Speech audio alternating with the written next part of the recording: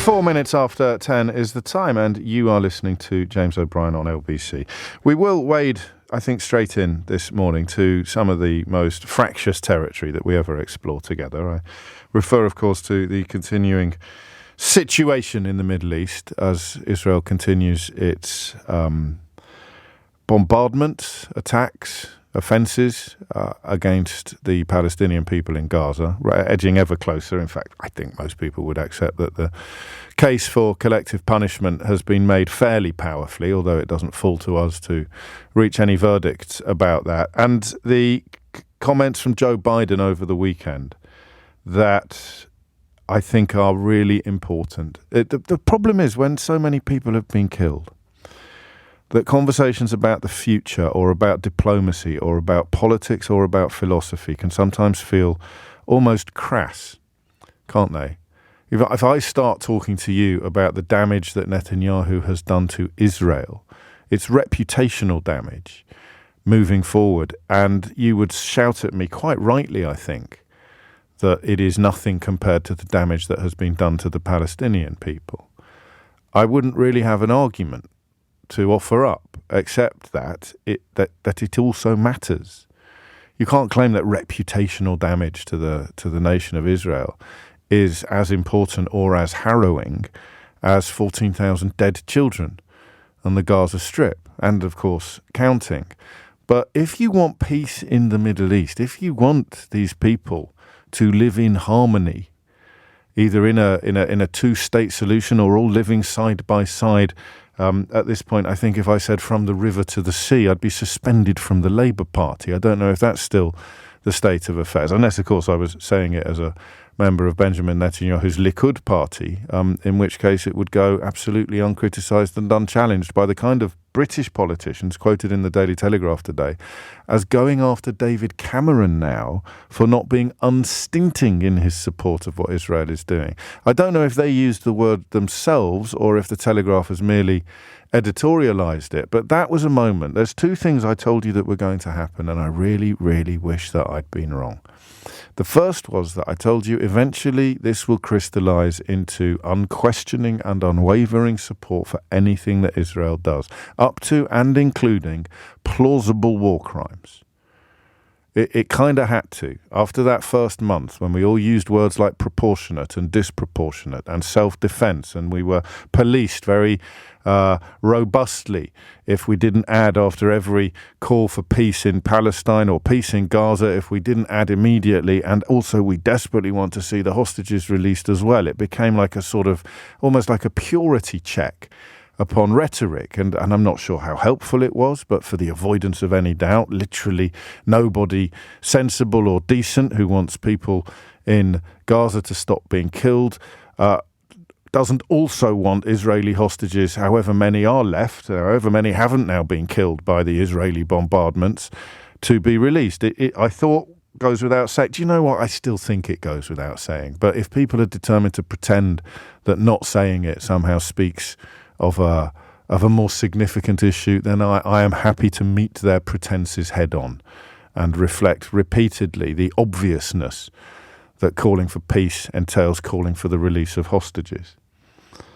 But you've got 30,000 dead people now, 30,000 dead humans, and if it's crass to suggest that Israel has hurt itself in its pursuit of, vengeance, or Hamas, or perhaps both, then it's probably also crass to suggest that the release of hostages can balance out on some sort of celestial scales the continuing killing of 14,000 children and counting. So the two things I said to you would happen have happened now. The first was that eventually all of the, and I don't know what words are best to use here because I don't know who really takes offence at this. If anyone knows how easy it is for people to take offence at a bloke on the radio being proved right about stuff, then it's me. But I don't know how you can take offence at this. Is that in the immediate aftermath of that disgusting attack on October the 7th, the case that Israel must do something and could perhaps do anything was pretty hard to resist. But it became clear pretty quickly that the hopes of a proportionate response were rash, were vain, and that Netanyahu was hell-bent upon a course that would please some of the members of his own cabinet, including, at least one cabinet minister who's been convicted effectively of terrorist support. In order to keep them sweet, he would flirt with the kind of characters that were saying we should drop a nuclear bomb on the Gaza Strip, or we should raze it to the ground, or we should eradicate all of them. So the notion that it would be in any way measured or stinting or proportionate seemed to disappear fairly quickly. And what replaces it? Well, you have two choices at that time. You either do what I do, which is adjust your attitude as the facts change. Well, ask the questions like, how many dead is too many? Ask the questions like, where do they go? Ask the questions like, what is the end game? And realize that in the absence of proper answers to those questions, you have to change your attitude. Or you don't change your attitude. That's option 2. And if you don't change your attitude, then you move from saying it must be proportionate, it must be measured, it is justified, it's self-defense, and then you watch what's happened subsequently, and it's none of those things.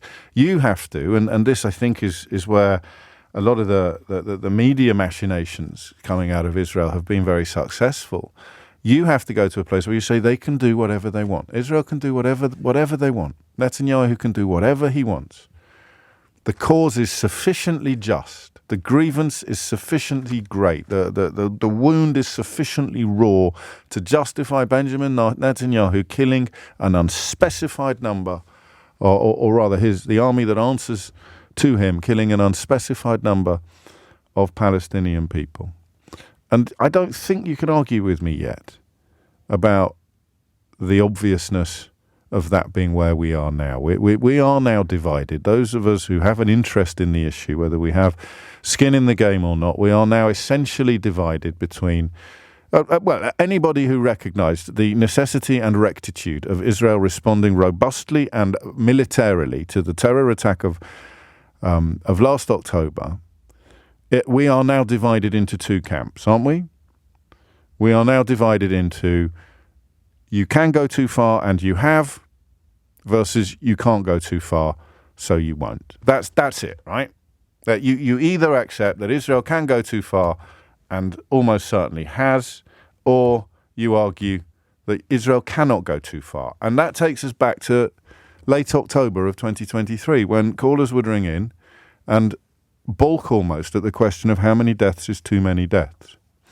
And I don't know about you, but my goodness me, I heard the echoes. I heard that question resonating through my mind when I heard Joe Biden's comments this weekend. Remember that question that I think became a really pivotal point in our pondering of these issues, our conversations about these issues.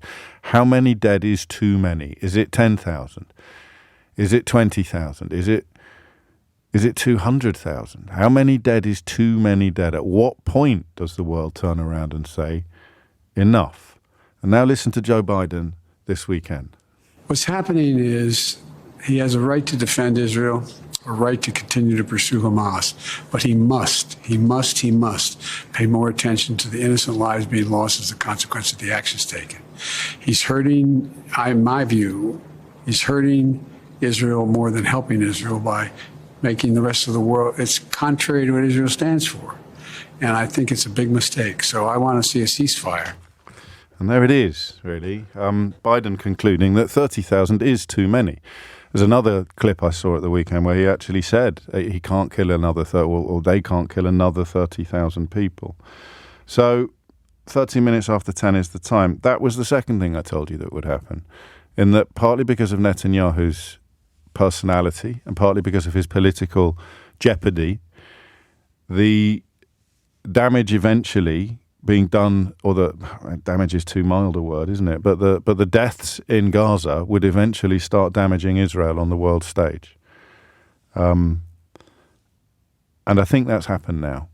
We've touched on this already together, and is one of those subjects where I can upset everybody and nobody at the same time. When I tell you, as I told you right at the very beginning, no one is going to make me care more about a dead Israeli than I do about a dead Palestinian, and nobody's going to make me care more about a dead Palestinian than I do about a dead Israeli. And I appreciate how furious that makes some people feel, how obvious it is to some people that Israeli lives are worth less than Palestinian lives, or that Palestinian lives are worth less than Israeli lives. And I'm carefully not bringing religion into it, although you've probably heard it silently spoken anyway. But I refuse. I'm not joining that game. However desperate the importuning may be, however vile the insults may be, I do not care more about a dead Israeli than I do about a dead Palestinian, and I do not and will never care more about a dead Palestinian than I do about a dead Israeli. And if you want peace, then you want Israel to be respected and even perhaps revered on the world stage. And my fear is, like Joe Biden's, that Benjamin Netanyahu has now done more harm to the Israeli cause, generationally speaking, moving forward, than I believed on October the 7th, perhaps naively, was even possible. So that's the question for you. Do you know what I mean would be really nice and is almost certainly impossible, is to hear from people who didn't have opinions, never mind strong opinions, didn't really know what was going on, knew nothing of the history of, well, that's a little bit naive, he must have known something, but who, if we were to go back to the 8th of October of last year, people who didn't have an emotional investment in either peoples, the Israeli people or the Palestinian people. I mean a sort of form of impartiality, a lack of bias, a sort of perhaps just built upon a lack of engagement, a lack of understanding. So people whose knowledge of the broader issue has grown with every passing month. Because I think that the test of whether Joe Biden is right, the test of whether Joe Biden is right and Netanyahu is now hurting Israel, the test is really in the minds of the people who didn't have, people like me actually, who didn't have an entrenched support, in quotes, for either side, in quotes, at the beginning of this, who recognized the abhorrence of the Hamas terror attack, and who felt that there was a line over which Benjamin Netanyahu could subsequently go. And I think he's gone. I think he's gone way past it. 10,000 people protesting his resignation, wanting him to go on the streets of Tel Aviv this weekend. And more arrests there, I think, than there were among the reported 400,000 people protesting for peace on the streets of London. I mean, and yet, of course, the Conservative government remains committed to the idea that the protests on the streets of London are the major problem in the current context. So 17 minutes after 10 is the time. Is Joe Biden right? And and listen, I'm by no means excluding you if you've got strong views on this and have had strong views from the start, but I will find you just more interesting if they are capable of changing a bit. Is Joe Biden right? Is Netanyahu now, with the obvious caveat that reputational damage is not as serious or as profound as death, whether it's the 1,200 killed on October the 7th or the 30,000 and growing killed since in Gaza, but is Joe Biden right that Israel's, what would the word be, Israel's maneuvers have damaged Israel in the eyes of the rest of the world? Hit the numbers now, you will get through. 0345 6060 973. And just to not necessarily keep things light, we'd like to thank George for telling me in a text to 84850, it may even be a WhatsApp that it is a waste of time pretending that I don't have entrenched support for Israel. And I'd like to thank David for calling me anti-Semitic. So there are two people, George and David, who've listened to the same 15 minutes of radio that you've listened to, and one thinks that I am here shilling for the Israeli government, probably at the behest of my Jewish paymasters. Am I right? And the other thinks I'm anti-Semitic. So that's how I derive supreme confidence in the objectivity of my position. And from that objective position, I agree with Joe Biden. This is hurting Israel now. Do you agree with him? 0345 6060 973.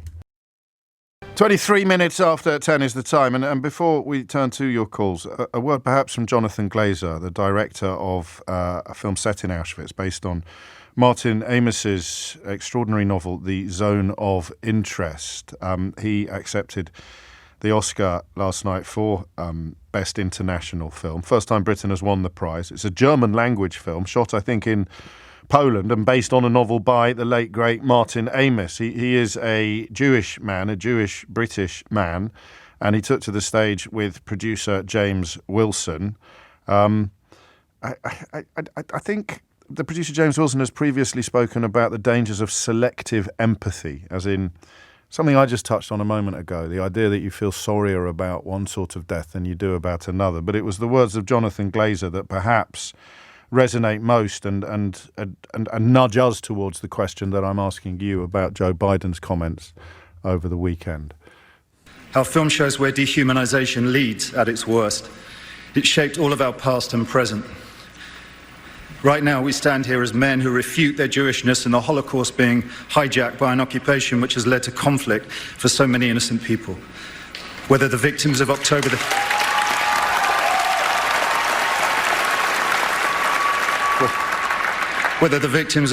7th in Israel or the ongoing attack on Gaza, all are victims of this dehumanization. How do we resist?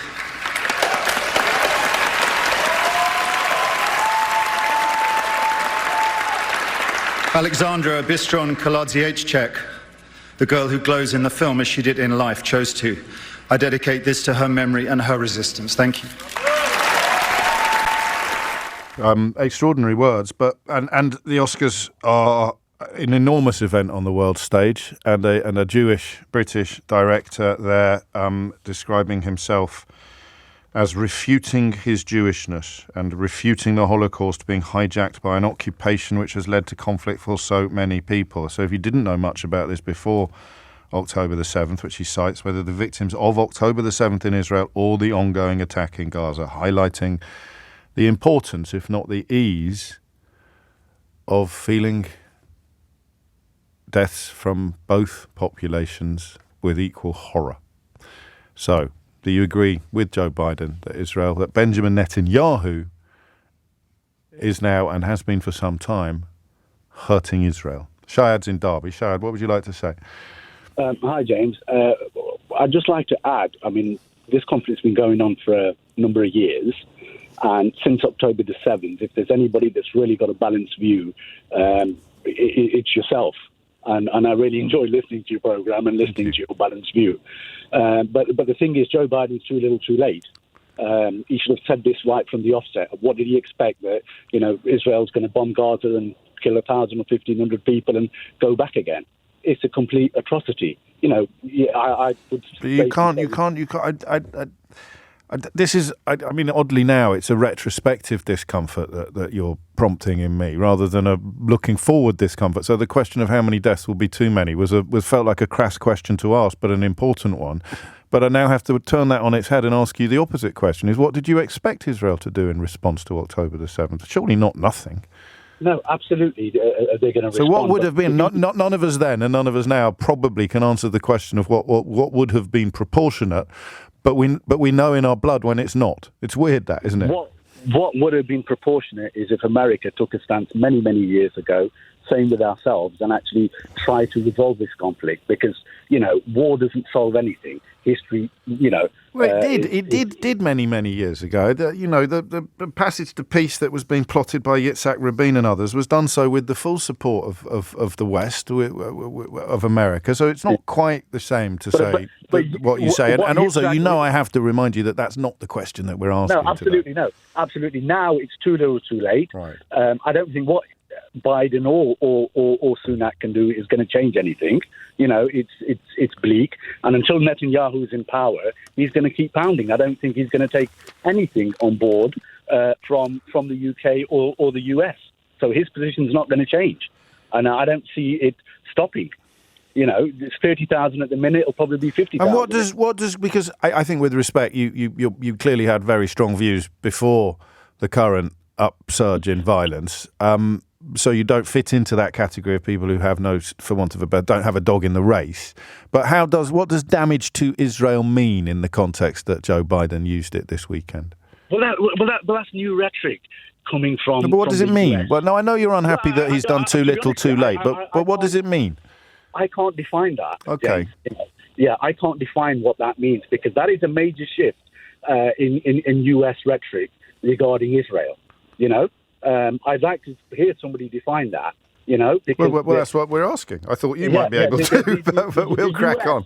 Have given a free reign to Israel for far too long, and we find ourselves in that extraordinary situation at the end of last week of having a pier, a sort of de facto port being built in the sea alongside Gaza to get aid into a country that was being rendered in need of more and more aid by a bombardment or by military attacks, bombardments, whatever words you prefer, undertaken due to the military support that the other side, I don't know if it's a conflict anymore really in any meaningful sense of the word.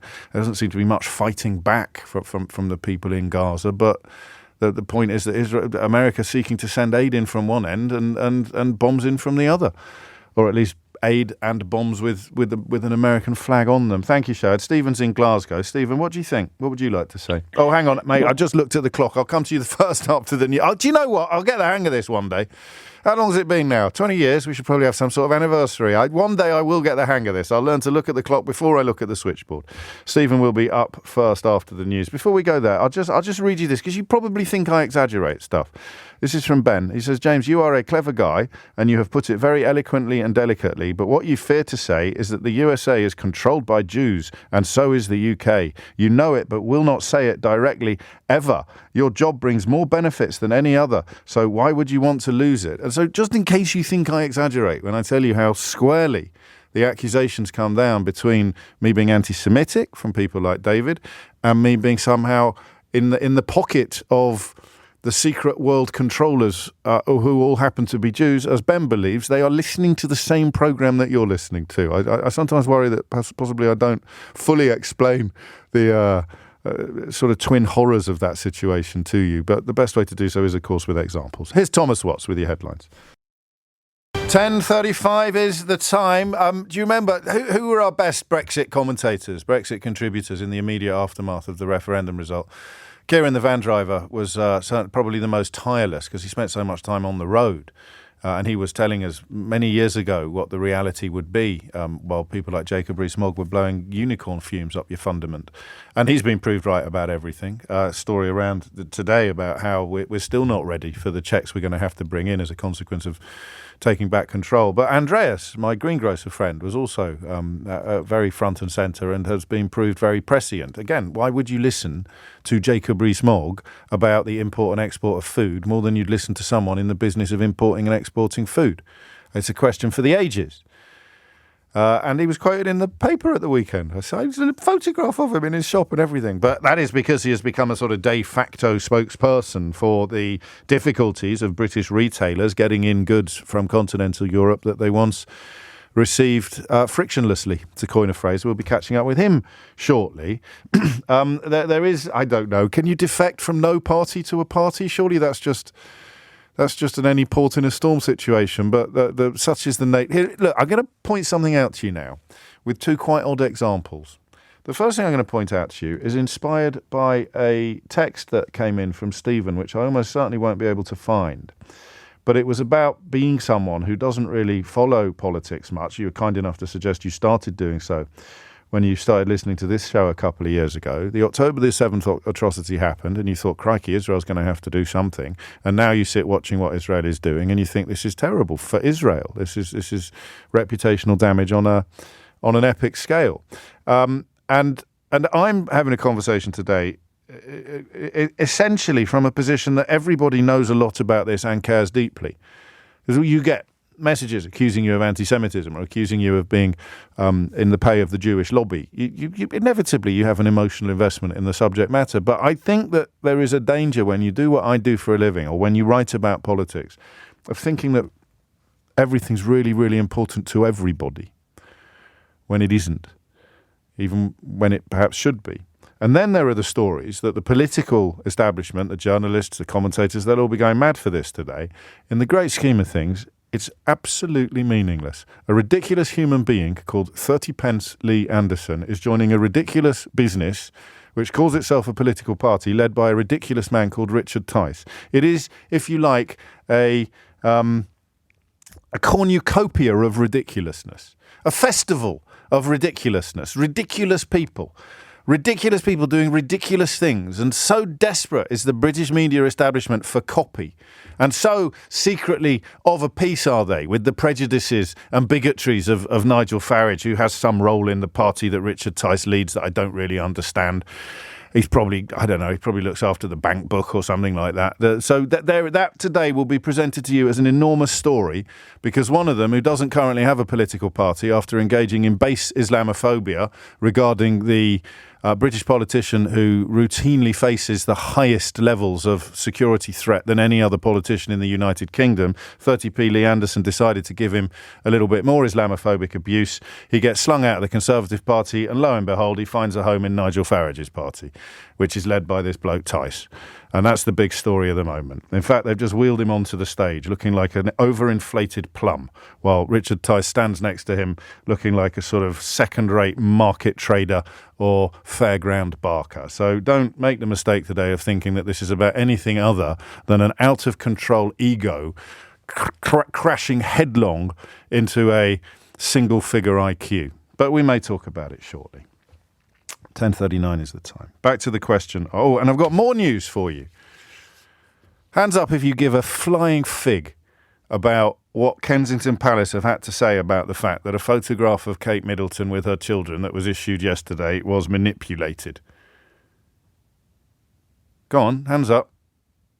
Even I went down a bit of a rabbit hole last night. Why on earth, when you're desperately trying to prove that there's nothing to see here and all of the mad conspiracy theories that people have come up with regarding Kate Middleton's disappearance from public life for the last 2 months are mad conspiracy theories, why on earth would you put out a photograph that had been digitally manipulated so egregiously that I'm just going to say this. The world's major picture agencies issued a kill notice. They said, we cannot use this picture. We are withdrawing it from circulation because it's been manipulated. And the Princess of Wales, which is Kate Middleton, has now issued a statement on Instagram, like a kind of, also she signs it C. I might start signing all my things J. She signs it C. And the statement is this, so hold on to your hats. Like many amateur photographers, I do occasionally experiment with editing. I wanted to express my apologies for any confusion the family photograph we shared yesterday caused. I hope everyone celebrating had a very happy Mother's Day. So the world's major picture agencies last night took the unprecedented step of pulling a photograph from public circulation, a story that, regardless of what you feel about the royal family, will have resonated at almost every level of international journalism. And this lady has responded to it by saying, sorry, I was just faffing around on Photoshop. Merry Christmas. There are some stories that leave me wondering whether I actually know what's going on in the world. And that is one of them. Rather more importantly, what is going on in Gaza in particular, in the Middle East in general, is, it has been suggested by the leader of the free world, Joe Biden, is now doing more harm to Israel than ever before. And I wonder whether you agree. Stephen's in Glasgow. Stephen, what would you like to say? Morning, James. Hello, nice to speak to you again. Likewise. Yeah, I'm one of that demographic you were looking for. I've got no dog in the race whatsoever. Even to the degree that October the 7th was what prompted me to look into Israel-Palestine. I'm 45 years old. Yes. And rather shamefully probably knew very limited information about it. October the 7th really prompted me to have a look at it, and You realise I think when you're a child, you grow up and you're told about the goodies and the baddies. Yes. And it's only when you get to kind of adult age that you start to realise there's a lot more nuance in it, and there's a lot more to it than that. Almost and for always. Me, always. And reading about Israel and Palestine becomes very, very complicated, and it takes a long time to get your head around it. For me now, I think Biden hit the nail on the head. I think he's absolutely right. We're now at a stage, and I'm not saying I'm not going to categorise anyone as being goodies or baddies, No. but Israel is falling, or Netanyahu is in danger of bringing Israel into the category where the world is starting to really ask questions and really starting to say, is this revenge or is this retribution? And I think for me, the fundamental difference between the definition of both those words is what the problem is. More people are now starting to look at it as revenge as opposed to retribution, which by definition has inherent limits and is directed at wrongdoing. And the problem with, obviously, Hamas and the invisible nature of Hamas is, where is the end for this? And if you're going to go into a conflict like this, and I think you asked the question way back in October, what is the end goal here? Yeah. And I don't think if you were to ask Benjamin Netanyahu truthfully to answer that, I don't think he could give you a truthful answer. I think he could, actually. And I think he's come pretty close over the years. And some of the people he's put in the cabinet in order to keep his political position have come even closer in recent months, in that they would essentially drive everybody out of the Gaza Strip and move in, I think. I mean, you know, whether he would explicitly say that, my conviction is that is his conviction. It's the only theory that fits, with the self-preservation trumping everything else laid to one side for a moment. It's the only theory that fits the events. Yeah, I think you could be right. But like we said, the problem we have is not only the reputation of Israel, but the reputation, or the feeling of fear amongst Jewish people throughout the world, created by some of these actions as well. There'll be Jewish people throughout the world who feel hated, feel victimised because of the actions of I think I've said for some time they must be almost the loneliest people in the whole saga. Absolutely. Are the people who will be on the receiving end of anti-Semitism as a completely unfair and unjustified response to the actions of the state of Israel or the Likud government or Benjamin Netanyahu. Who also disapprove of what is being done. 10,000 people on the streets of Tel Aviv last night calling for Netanyahu to go on Saturday night. Sorry. Yeah, I absolutely agree. And I think I really worry about the dangers of one person's ego. And we've seen what history teaches us about that. Well, all the worst things, I think, in history. Yeah, it's really nicely put, actually. All the worst things in history arguably happen as a consequence of one person's ego. 10 is coming up to 11:15. You're listening to James O'Brien on LBC.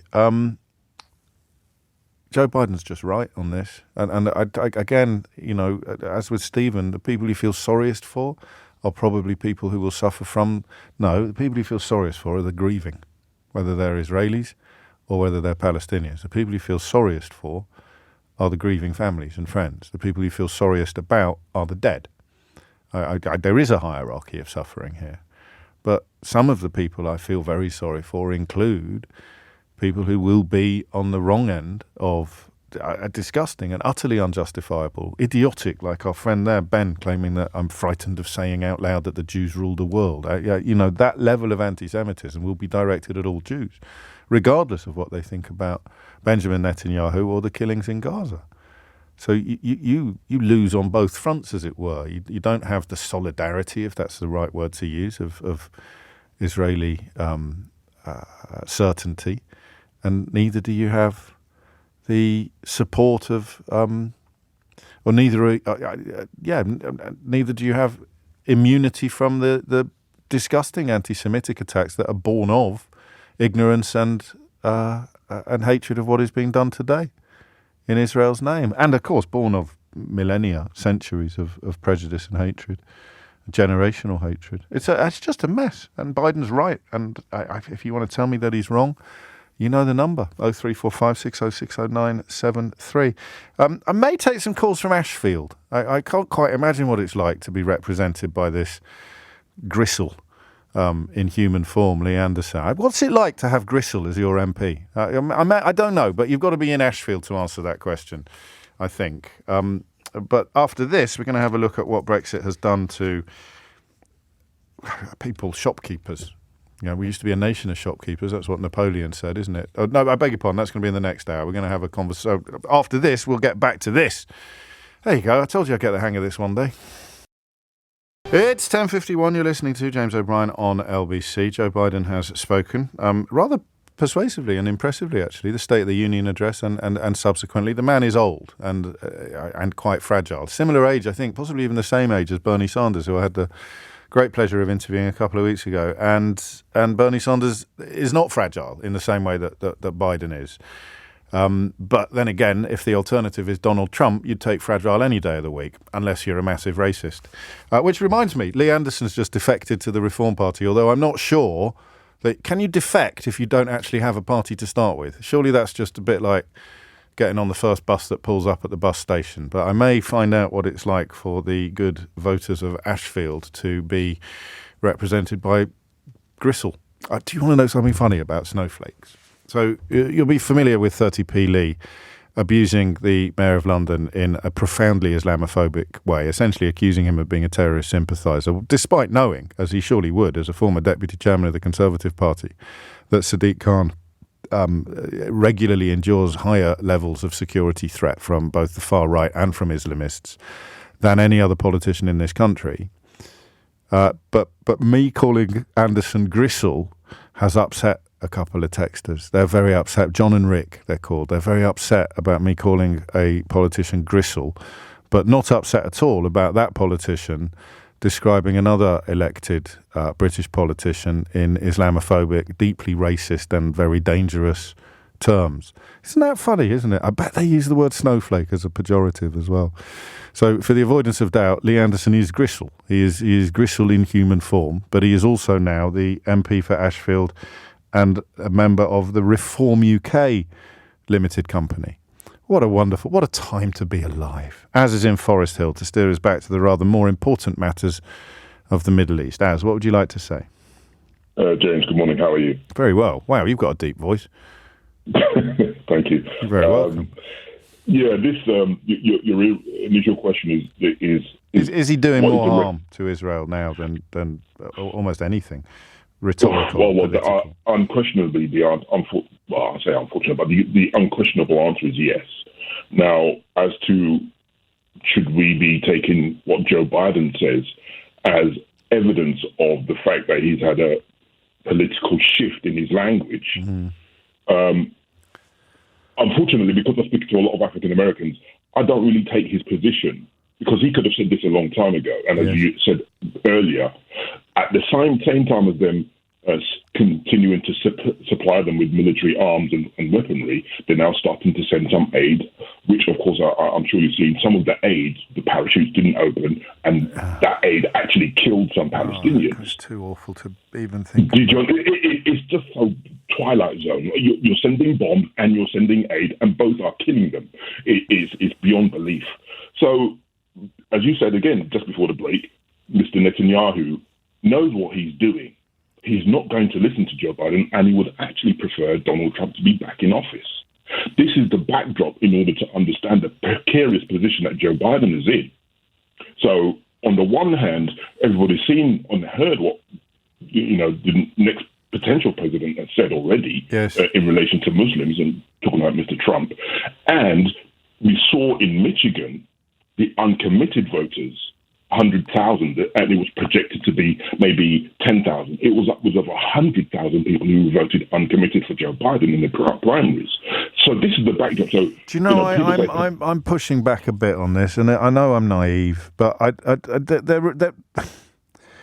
pendulums are helpful, right? And probably wrongly, Biden could have moved further much sooner, and the historical backdrop to this is an almost unstinting support for Israel, while a fig leaf of material support through aid for Gaza has been in place for years. It's more than a fig leaf if you're there, but in terms of international relations and perceptions, it does seem hypocritical to be providing one side with arms and the other side with flour.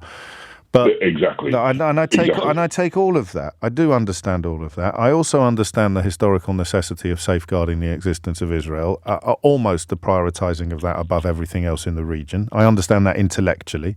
I'm not here to have the moral argument. And in that context, there comes a point where, post-October the 7th, you are supportive of Israel's response until you are not. And I do believe that he has sincerely reached that point where he is not. I don't think he's doing it because of domestic electoral calculations, and I don't think he's doing it cynically. You can certainly tell me he should have done it sooner, and I wouldn't argue with you today, but I don't think he's doing it dishonestly. He has reached the point where he can no longer support the response. And I thought the earlier caller distinguishing between retribution and revenge probably pinned it down perfectly. Well, in that context, then, James, you'd have to say then, if he now has reached a position where it's now his position has changed, what is he doing in order to back up his rhetoric? Well, he's speaking very robustly, both privately and publicly, and sometimes somewhere between the two, given the nature of roving microphones. And he's putting the port on the seafront. He's building the port. I mean, it seems odd. It seems almost sort of worthy of Jonathan Swift, as you've pointed out, sending in a flower from one end and ordnance from the other. But he is doing a hell of a lot more this month than he did last month. And again, that's not an opinion. That's just counting. Now, that is counting. But what happens then if, after building this new facility to do whatever they think it's going to do, what happens if there's suddenly friendly fire and the Israelis destroy it? Then what? Then you're going to be into another... We've got enough to deal with without hypotheticals, however complex they may be. Exactly. But in your own words, for someone who is unpersuaded that Netanyahu is damaging Israel, either because they cannot see Israel as ever going too far or ever doing wrong, and we know there are plenty of people in that category, both inside and outside the country, the nation of Israel, to persuade them that Netanyahu is damaging Israel, you would say what? Oh, well, you just have to look at the Israelis who are protesting on a regular basis to have him removed from office. And they were doing that before October the 7th. God, I'm in that mood again today. I do apologise. But they were doing that before October the 7th. This is the anti-Netanyahu movement that lost traction after October the 7th. I'd probably point to the International Court in The Hague or something like that as evidence. And therefore we have to then take a look at what South Africa are doing again. They've referred to Israel for the second time. And if you listen to what the foreign minister says, Dr. Naledi Pandor says, any South African who has gone to Israel to fight alongside the IDF, when they return to South Africa, they are going to be arrested. So this is where the moral... And that is where the British and American public are perhaps being rather let down by their media or by our media, because we're not getting anything like the same pictures, reports that you would be getting in other countries, because you would probably be shocked at where both international public opinion lay on this and also domestic public opinion. Domestic public opinion has for some time been swimming violently against the tide of Conservative Party policy. And let's be fair, Keir Starmer's not that far behind Conservative Party policy, although he's put some clear blue water in there subsequently. It is a frankly tragic state of affairs, and one in which I make no apology for feeling sorry for the Israeli people being so profoundly let down on a generational scale by Benjamin Netanyahu. Thank you, Az. I think I'm going to give myself a little pat on the back for trusting my instincts on that story about the photograph from Kensington Palace. I just couldn't get worked up about it. Even after the international press agencies pulled it, I just thought, look, it's just unlikely to be. My goodness me, those rabbit holes are fascinating, though. I just can't quite see it. But oddly, they have achieved the impossible in that they have made me wonder whether there is something more serious going on, because their response to the mess has been so pathetic, culminating today in the Princess of Wales posting on Twitter, like many amateur photographers, I do occasionally experiment with editing. I wanted to You don't experiment with editing on a photograph that, I'm doing it again. I start off saying I'm not interested in something, and then the more I talk about it, the more interested I get. That's why, that is why I've got this job. I'm about to do it with 30p, Lee. I bet you 10 pence. No, actually, let's get it topical. I bet you 30 pence. I bet you 30 pence that when I've finished explaining why I'm not remotely interested in Kate Middleton's photography skills, I will move on to it and end up interested in it. I'll move on to explaining why I'm not remotely interested in 30 pence Anderson infecting to the Reform UK company. And by the end of that, I will actually be quite interested in it. So what you can't do is say, I'm just experimenting with some editing. I'm just messing around on Photoshop. You can't do that if the photograph is designed to dispel claims and criticisms that there is some mad conspiracy afoot at the palace to explain why you haven't been seen in public for months. The one thing, what you do then is you first of all, you get in a proper photographer to do it straight down the barrel with absolutely no room for quibbling or problems whatsoever. And then you put it out utterly undoctored, unmanipulated and untouched. There you go, you can have that for nothing. People charge thousands of pounds for this sort of crisis comms advice and PR. You do not, when you're issuing a photograph designed to dispel rumours that there's something dodgy going on, you do not deploy dodgy technology to manipulate the photograph that you are issuing in order to dispel rumours that there is something dodgy going on. Thank you very much. That's the end of my TED talk. And now to 30p Lee Anderson, who I believe is still talking at the press conference to which we now cross live. So you don't think that Richard Tice has got the minerals to be a proper politician? I don't think he is a proper like I say, Patrick, I think he's a pound shop Nigel Farage, and every time he opens his mouth recently on whichever media platform, he's coming across as the reforms answer to dying Abbott. I'm sorry, that's from yesterday? A few weeks, I don't know. That's before they put him on the payroll. That was him talking about the bloke who ostensibly leads this limited company that is ostensibly a political party before he got put on the payroll. He is now on the payroll, and this is him speaking now that he's on. So when he wasn't on the payroll, Tice was a pound shop Farage who didn't have a proper political party. This is not a proper political party, by the way. This is a company. So 30p Lee Anderson, not on the payroll of Reform UK Limited, says this is not a political party, by the way. It's a company. I would say he's not Nigel Farage. Do you know, by Lee Anderson's standards, that counts as a clever observation. He's absolutely right. Richard Tice is not Nigel Farage. Well done, Lee. Well done, mate. Seriously, that's progress. He is definitely not Nigel Farage. Neither is he Christopher Biggins. You could have said that as well. He's definitely not Christopher Biggins. Well done, Lee. Seriously. In fact, if you just did a long list of people that Richard Tice is not, no one could fault you for being wrong, could they? So when he wasn't on the payroll, he said he's just not Nigel Farage. He's a pound shop Nigel Farage. Fast forward to this morning, 30p Lee is now on the payroll. And this is what he's got to say. I will start by saying I want my country back. Over the last year or so, I've had to do a lot of soul searching on my political journey. And it was laughing. And I don't expect much in politics other than to be able to speak my mind. Who's laughing? Bloody everybody, mate. At least, I mean, say what you like about the lad. No one can fault his loyalty. You seem quite crestfallen, Lee. I am. I'm gutted, mate, to be honest with you. It's not a nice thing to do to watch your mates go into one lobby and you go into the other. Like I said, I went into the no lobby to rebel. This is the key word at the moment. But once I saw the Labour lot sniggling and taking the mate, I thought, you know what? Well, haven't you got a thick skin, Lee Anderson? Come on, I've seen you go toe to toe with the left of the chopper. But at the end of the day, my mates are going in one lobby and I'm in another, and they're taking the. Tell us what they were saying then. They were just sniggling and pointing and laughing. Oh, Lee Anderson here, he's coming back to the Labour Party and all this. I saw that. I thought, you know what, off. It's like the playground antics. It is. It's playground politics. Well, this is a strange old business, isn't it? So, first of all, he claimed that he couldn't rebel against the bill that he resigned as Deputy Chairman of the Conservative Party to rebel against, because when he went into the lobby to rebel against it, people started sniggling at him, and he remembered how good the people in the Conservative Party had been to him because they are now his mates, and he didn't really want to betray his mates by voting against the bill that he resigned as Deputy Chairman of the Conservative Party to vote against, and they were his mates. And that's why he didn't do the thing that he said he was going to do when he did the thing that he did in order to do the thing that he said he was going to do, because they were his mates. They were his mates. But he's left them now. I suppose he got pushed, didn't he, before he could jump. But that he somehow managed to defect from no party at all to a party that he described in the following terms just a few days, weeks, who cares? I mean, this is when he wasn't on the payroll. So you don't think that Richard Tice has got the minerals to be a proper politician?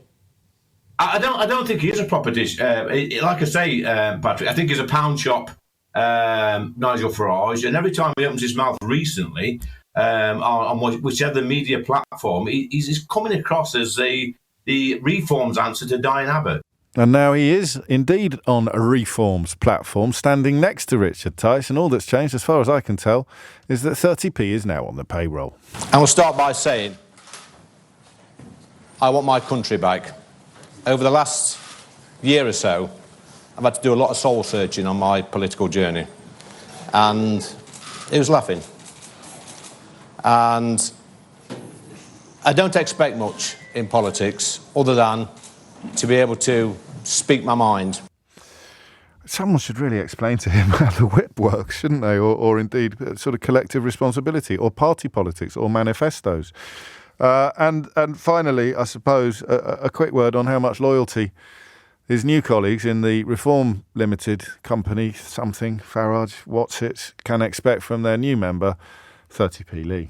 You seem quite crestfallen, Lee. I am. I'm gutted, mate, to be honest with you. It's not a nice thing to do to watch your mates go into one lobby and you go into the other. Like I said, I went into the no lobby to rebel. This is the key word at the moment. But once I saw the Labour lot sniggling and taking the mate, I thought, you know what? Well, haven't you got a thick skin, Lee Anderson? Come on, I've seen you go toe to toe with the left of the But at the end of the day, my mates are going in one lobby and I'm in another, and they're taking the. Tell us what they were saying then. They're just sniggling and pointing and laughing. Oh, Lee Anderson here, he's coming back to the Labour Party and all this. I saw that. I thought, you know what, off. It's like the playground antics. It is. It's playground politics. What a turnip, honestly. It's quite extraordinary. And of course, the only thing he used to be known for, I still don't know if there's a phone in here. I enjoyed my sort of cliptastic tours of recent history. It is frankly extraordinary that you can move when you're not on the payroll from sticking the boot in to the entire operation to joining it when you are on the payroll, despite your mates in the party you've been chucked out of for Islamophobia and racism. I mean, who here can contain their shock at a politician chucked out of a proper party for Islamophobia and racism ending up in the same outfit as Nigel Farage? It's absolutely staggering, isn't it? It's extraordinary. But of course, the only thing he was ever known for was a remarkable exchange on the streets of Ashfield when he engaged in political dishonesty that would once have ended his candidacy. If this had happened in Keir Starmer's Labour Party, they'd have done what they did in Rochdale. Anderson wouldn't have been able to stand as a Labour candidate, which he was actually trying to do a few weeks before he became a Conservative candidate. He was allegedly failed in his attempts to become a Labour district councillor after making sexist comments at the selection interview. Who here can contain their shock at the fact that a man who allegedly failed to become a district councillor in a proper political party has ended up in the same outfit as Nigel Farage after allegedly making sexist comments at the selection? I mean, it's just a poor old Nigel. How does he always end up attracting? What is it that attracts flies? What's the thing? There's a figure of speech. You leave it in the middle of your lawn and then loads of flies will land. What is it about Nigel Farage that keeps attracting flies like Lee Anderson? Extraordinary, really. But anyway, there we are. Because this, to me, and I am, if you've detected a note of ebullience in my mood this morning, it is for two reasons. Number one is I think the man's hilarious for all the wrong reasons. I'd be to the point where he actually stands there and goes, "Who's laughing?" Everybody's laughing, Lee. And the second thing is, when I was writing the new chapter for my book, the paperback's out on April the 25th, I had to choose a politician who hadn't featured much in the hardback, but who kind of summed up how awful things had become under Rishi Sunak. And guess who I chose? This clown.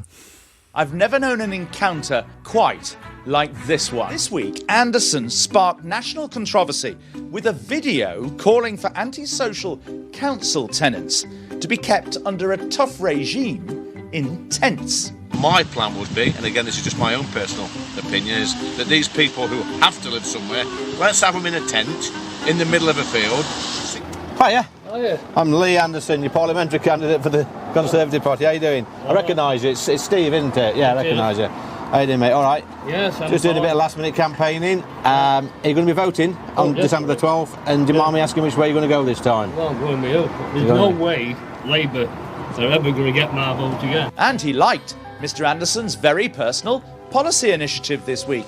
I watched that video. Yeah. What do you mean, putting antisocial people in tents? Yeah, I did. He's not allowed to talk about that now. I think you're a bit soft on it. A bit soft? Yeah. What would you do then? I'd give cat o' nine tails for. Cat o' nine tails? Make them wear a pink tutu. Pink That'd stop them going round bullying anybody. What about that? I can't support this. Can we just cut there for one moment, please? You can't support the cat of nine tails? No, I can't support that. I can't support that. Set up? Well, more than I'd realised, for it was only after Lee Anderson had left us that my cameraman producer had the chance to tell me that because Anderson was wearing one of our radio microphones, we'd managed to record him setting up the apparently spontaneous doorstep encounter beforehand. Watch and listen. You can just see Anderson on the phone behind me. Don't just make out you don't make out you know who I am. You know I'm the candidate, but not a friend. All right. I'm out staff car park. Have a quick look. Yeah. All right, I'll see you in a minute. See you, mate. At the time, Anderson said the call was merely about campaign material. All right, best turn this off. Some leaflets have just come for me, so. In all my years filming elections, I've long suspected that certain candidates have set up friendly voters to make them look that much more popular. But this is the first time we've caught some candidate blatantly in the act. I'm just hearing that in 2020, Lee Anderson voted for the recall of MPs, change of party affiliation bill, which means that if you do defect, if you leave the party that you were elected as a member of, as an MP, then you would immediately call a by-election. So I presume that what? Hello? No? Oh, no. He's just told the BBC's political editor, Chris Mason, that he won't be calling a by-election. Well, this is all very awkward. That footage that I just played you was him setting up a doorstep interview with an apparent constituent, but doing it in profoundly dishonest fashion by saying, I'm about to knock on your door, pretend that we're not mates. Even when he had fraudulently set up a doorstep interview with a mate who had been instructed to pretend that they weren't mates, even then it went badly. Even then the fellow was so right-wing, he started coming out with stuff about bringing back the cat o' nine tails and making offenders march around in pink tutus. So even when he's trying to organise a fraudulent encounter with a voter, such is 30p Lee Anderson's political acumen, that it goes wrong. Look, if something goes wrong on the doorstep when you've knocked on a random door and it's been opened by someone over whom you have absolutely no control whatsoever, you could chalk that up as an occupational hazard. But if you've gone to the trouble of ringing your mate to say, I'm about to ring your doorbell, pretend we're not mates, because I've got this bloke here from the telly, Michael Crick. So you've gone to that trouble, you've set up a fraudulent encounter on the doorstep, and even that's gone wrong. Even that's gone badly. I don't think have we got a phone in here? Is there a phone in here? Is there a phone in here? I mean, Johnny makes a point. He said, who's laughing? He says, my God, I can't believe where our nation is. It's quite incredible, James, but I could actually cry, and not from sniggling. Now, I'm with you. I have the therapeutic benefit of having written a whole book about how we've ended up in this mess.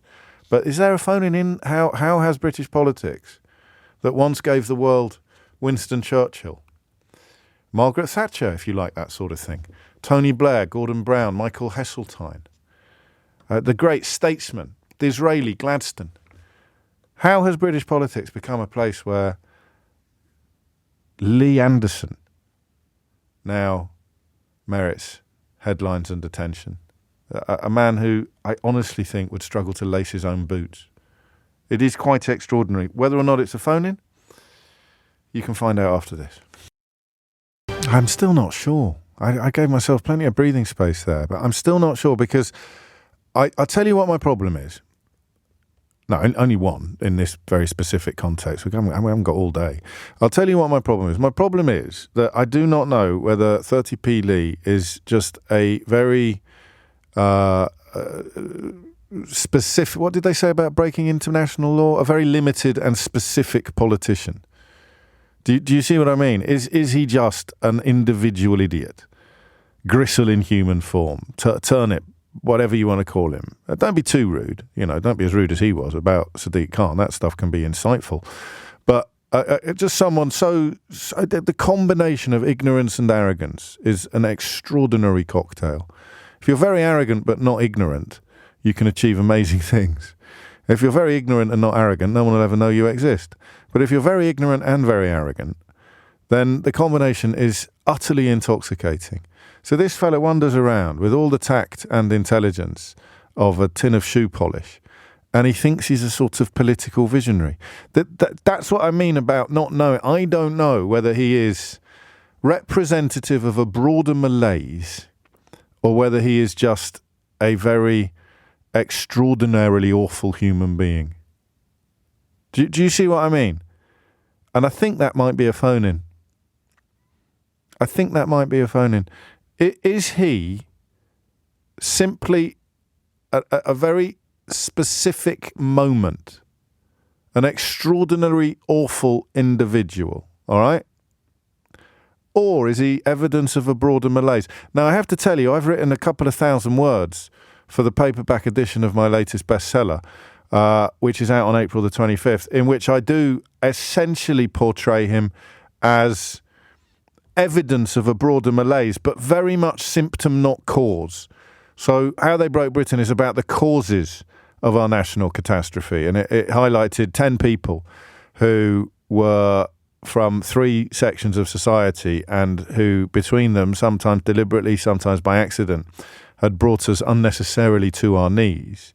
The final chapter, the new chapter, and actually quite a lot of you asking, so I will tell you that the new chapter, if you've got the audiobook, I have had a conversation with my publishers, and it will be free for everybody, whether you've bought the audiobook or not. I'm pretty sure we're going to release the new chapter audio read by me for everybody, whether you've got it or not, because I didn't want people who'd bought the audiobook not to get the bonus chapter. If you bought the hardback, you can also listen to me reading the bonus chapter, but you won't. I can't send out pamphlets that you glue into the back like a sort of Figurini Panini album. But you should really go out and buy the paperback, even if you've got the hardback, because it's got an index in it, which means you can use it to win arguments with the gammon and the gristle in your life by simply going, "What was that thing James told me about Lee Anderson lying about a voter in Ashford?" Oh, there it is. Yeah, page 266. So I have written quite a lot about how Anderson is representative of how low the Tory party has gone under Rishi Sunak. So the book originally ended with Liz Truss effectively, but Rishi Sunak is the bonus chapter, chapter 11. And Lee Anderson is evidence of what can rise to the top when all values have been abandoned, when nothing really matters anymore except culture wars and culture wars, when really the only thing you can... What does he mean, for example, when he says, "I want my country back"?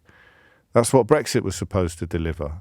So who are you going to blame if you voted Brexit to get your country back and you agree with 30p Lee that you haven't got your country back?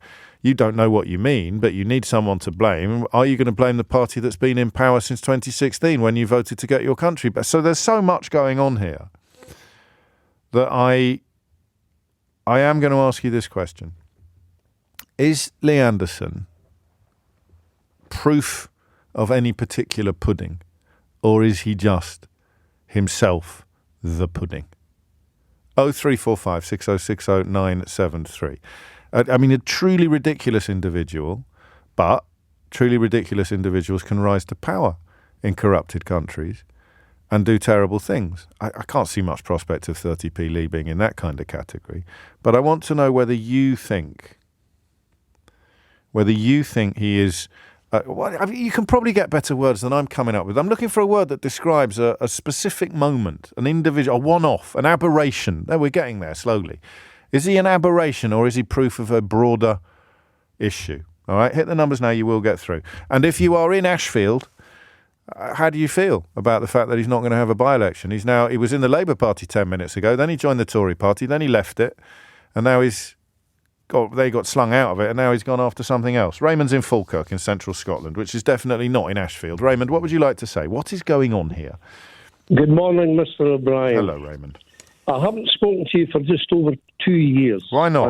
Are you all right? Are you all right? Are you well? My wife, that particular last time, the wife had actually slammed the door on me, and she threatened if I ever phoned yourself or LBC, she was going to go through all the divorce, etc. Where is she? Is she out? Is she got... She doesn't know. She's up the stairs at the moment. Keep your voice down. Taking this opportunity. Oh, sorry.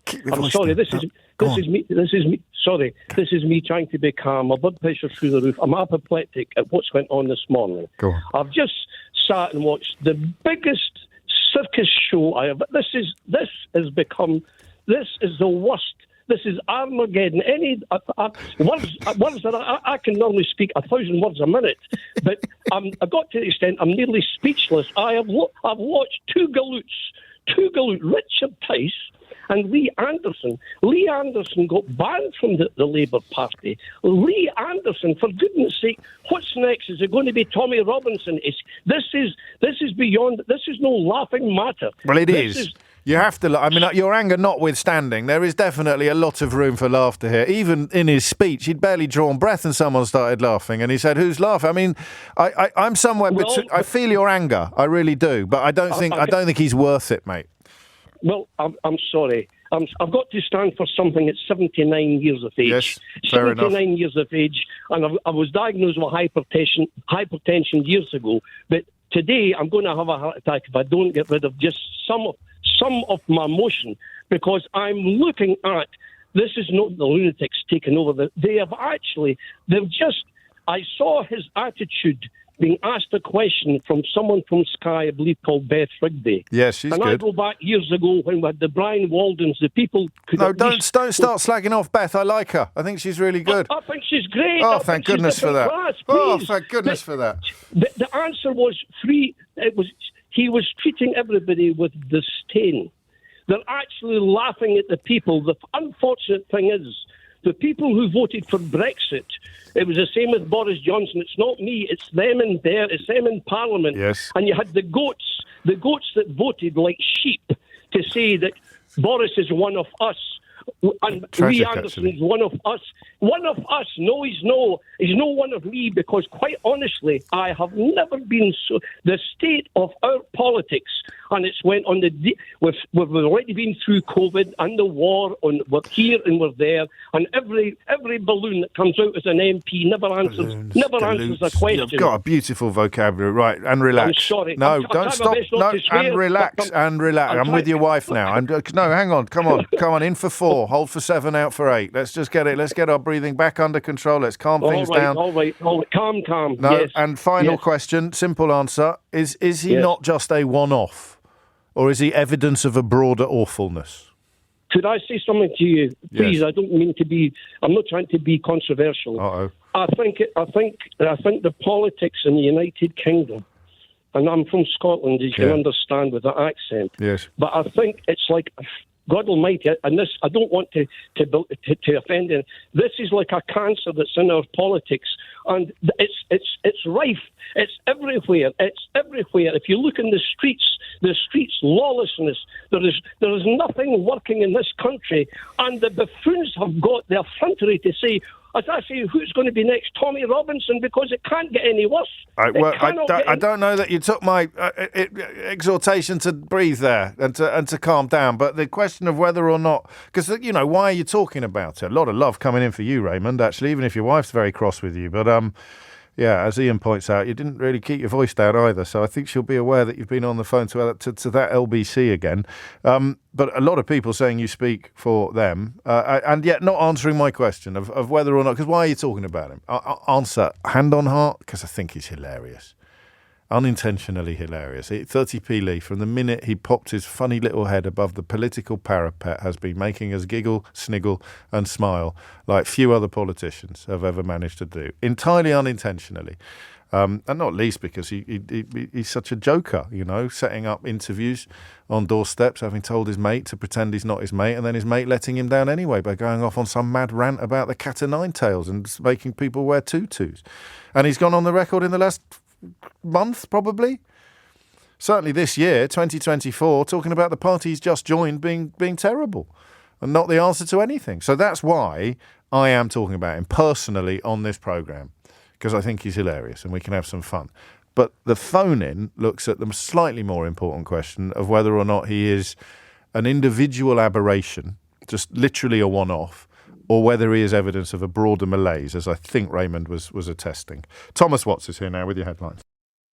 11:37 is the time. Say what you like about Brexit, but David Cameron's decision to call a referendum in order to remove the threat of an even further right party picking off MPs from within there, that's gone brilliantly, hasn't it? No wonder they've brought him back and promoted him to the House of Lords and made him Foreign Secretary. Has there ever been a more sagacious political decision by a party leader, nay, a Prime Minister, in modern times than David Cameron's decision to have a referendum on membership of the European Union in order to fend off the risk of defections from the Tory party to whatever outfit Farage has lent his name to this week? Although, of course, in the case of 30p Lee, it's not a technical defection because he wasn't in the Tory party at the time. More, perhaps, an infection. Our political editor, Natasha Clark, had it's not often I'm jealous of you having to go to these things, but that one was proper funny, wasn't it? It was great fun. Yeah, what a mad thing we've all just witnessed. I'm really sad you did miss that. I think the sketch writers are going to have an absolute field day tomorrow with that one. Yes, in a building just off Whitehall, obviously a very sort of old school room. We're all eyes peeled on this wooden door that we're expecting Lee Anderson to walk through. And he does. A smattering of muted applause from the back of the room, and we all just turn to look at him. Photographers absolutely everywhere trying to scrum in. And yes, he started off by asking us all why on earth we were giggling at him. I want my country back. Over the last year or so, I've had to do a lot of soul searching on my political journey. And he was laughing. And I don't expect much in politics other than to be able to speak my mind and speak on behalf... Is that you, Harry, laughing? Speak on behalf of my friends, family and my constituents. Now, I might not know a lot of these long words some of the people use in Parliament, but I know a few short ones. But unfortunately, this sometimes leads me to be labelled as controversial in my opinions. But my opinions are not controversial. There are opinions which are shared by millions of people up and down the country. I'd quick word for David, who had quite an unpleasant experience listening to that initially, because he started laughing when he said, I want my country back. And he's laughing out loud. And then Lee Anderson said, who's laughing? And David, I don't know if you've ever had this. I sometimes have it when I wake up in the morning and the radio is my alarm. And it sort of invades my dreams, Natasha. Yes, and I get have to work, that too. And sometimes I forget, did I hear that on the radio or did I dream it? He thought that the television was talking to him. David thought when 30p Lee said, who's laughing? David was actually laughing. And thought that perhaps somehow the television had invaded his consciousness. But no.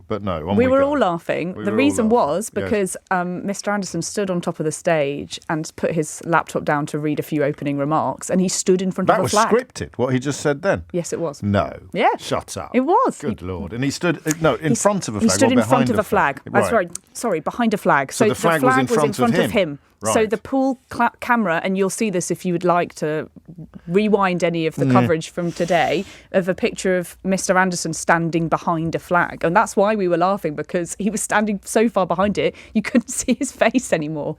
So yes, that prompted quite a lot of giggles. So what happened to the flag? Did it sort of move? Was it a bit like the Theresa May speech? Someone eventually realised that he was standing in front. Was it like that BBC clip moved. Where the kids came in the back? Did someone crawl onto the stage and move? Yes, someone literally came up and took the flag away, and then we laughed again. So yes, it was and amusing to say the least. Laughing. No, exactly. And he thought we were laughing at him because, well, obviously some people around the country were laughing at the idea of his speech, but we just were laughing at the fact that he was standing behind a flag. Just to be clear, were you laughing or sniggling?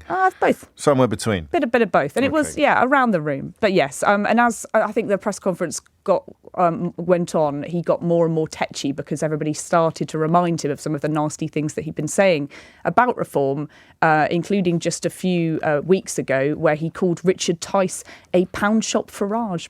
Look, absolutely, and I think millions of British people endorse the concerns and sentiments of what Lee was saying, which is that we are sick and tired of our streets being taken over by these pro-Hamas, extremist, anti-Semitic people and Islamist extremists. That's the concerns that people want to hear about. And in terms of pence, pounds, I tell you what, maybe if you look after the pence, the pounds look after themselves.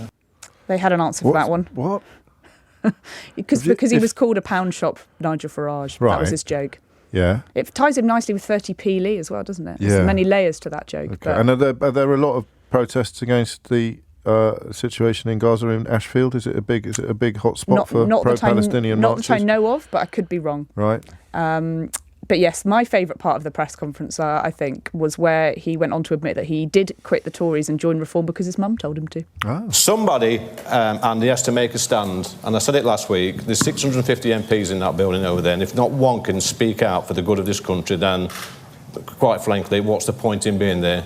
I have to live with my conscience. My conscience is clear. When I go and see my parents yesterday on Mother's Day, happy Mother's Day, Mother, and they say to me, Lee, you need to join Reform. This country needs saving. We're absolutely fed up with what's happening on the streets of London. We're fed up with what's happening up and down the country. We're just fed up. We need change. If my parents are saying that, then I can sleep well. Right, quite frankly. Because his mum told him to. Happy Mother's Day, Mother. Happy Mother's Day. May I just also take this opportunity to say Happy Mother's Day to my mother. Does she want you to join a political party? I think she's had enough of what's going on the streets of London. That's they talk of little else in Kidderminster and apparently Ashfield as too. well. Yeah. Is that it? Yeah, that's it. Okay. Those are the highlights. Okay, put your proper hat on now. Your grown-up hat. What? Is it significant in any way, really? It is significant. Why? No, I know you have to say that because you're the political editor of LBC, but is it? I know that. I know it's significant they've now got an MP. I can count. But does it change anything? Do we wake up next? No. Right. That's the answer you were looking for, right? Not necessarily. I was looking for the honest answer, but not the stuff I already knew. Do you think this change? Because Christopher Hope is reporting... He's someone else that defected to the Reform. Oh, no, he joined GB. Same thing. He joined GBB's having once been a proper journalist on the Daily Telegraph. And he's saying that Tice claims there are 9 MPs in negotiations to join. Yeah, that was what I was told by a Reform source as well. Yeah. Saying that there could be another...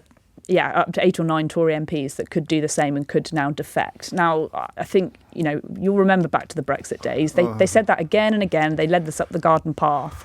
Obviously, this is a high-profile defection for them, but I just don't think there are going to be 8 Tory MPs lining up to join Reform, especially when they're not doing any better than the Conservatives are. I'm not saying that they're not doing well. They obviously are doing 15% in the polls. It's not far behind the Conservative Party, right? But the chances of them actually winning a seat and the chance of Lee Anderson holding on to his seat are still quite slim. And Lee Anderson's majority at the last election around 6,000. Obviously, probably that's going to go back to the Labour Party, as many of these red wall seats will go. Is there any chance that by the time of the election, 30p Lee may have rejoined the Labour Party? Well, he's joined 3 other political parties. So 3p, 3-party, 30p or 3-party Lee. Take your pick. He's gone on a real journey, hasn't he, the past few years? First from Labour, then to the Tories, now to Reform. And he said earlier, he addressed some of that criticism, saying, I haven't changed, the parties have changed. Well, all of them. Exactly. It's like, how many political parties do you think it is acceptable to join? And yes, he will have to be sitting on another opposition bench now. He can't be sitting in with his mates in the Tory party are they still his mates? anymore.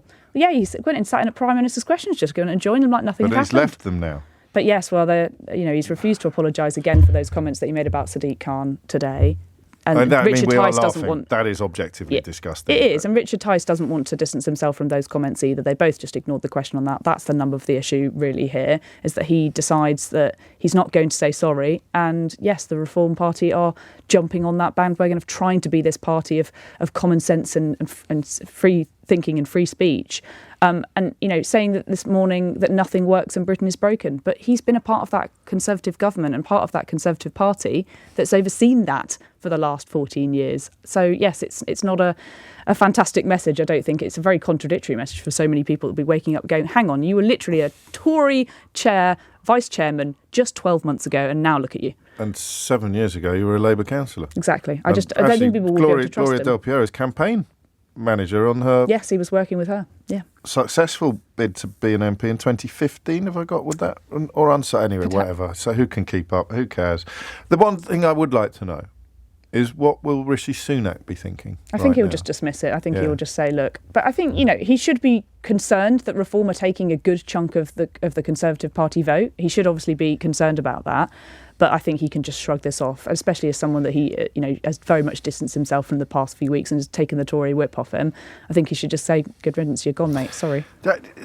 Yes, I understand exactly what you're saying. I just, finally, one more word on this parallel with 2015, 2014, 2015, 2016, when there was a golden prize of a referendum. Yeah. I mean, sadly, people believe that it was both desirable and something that should be voted for to leave the European Union.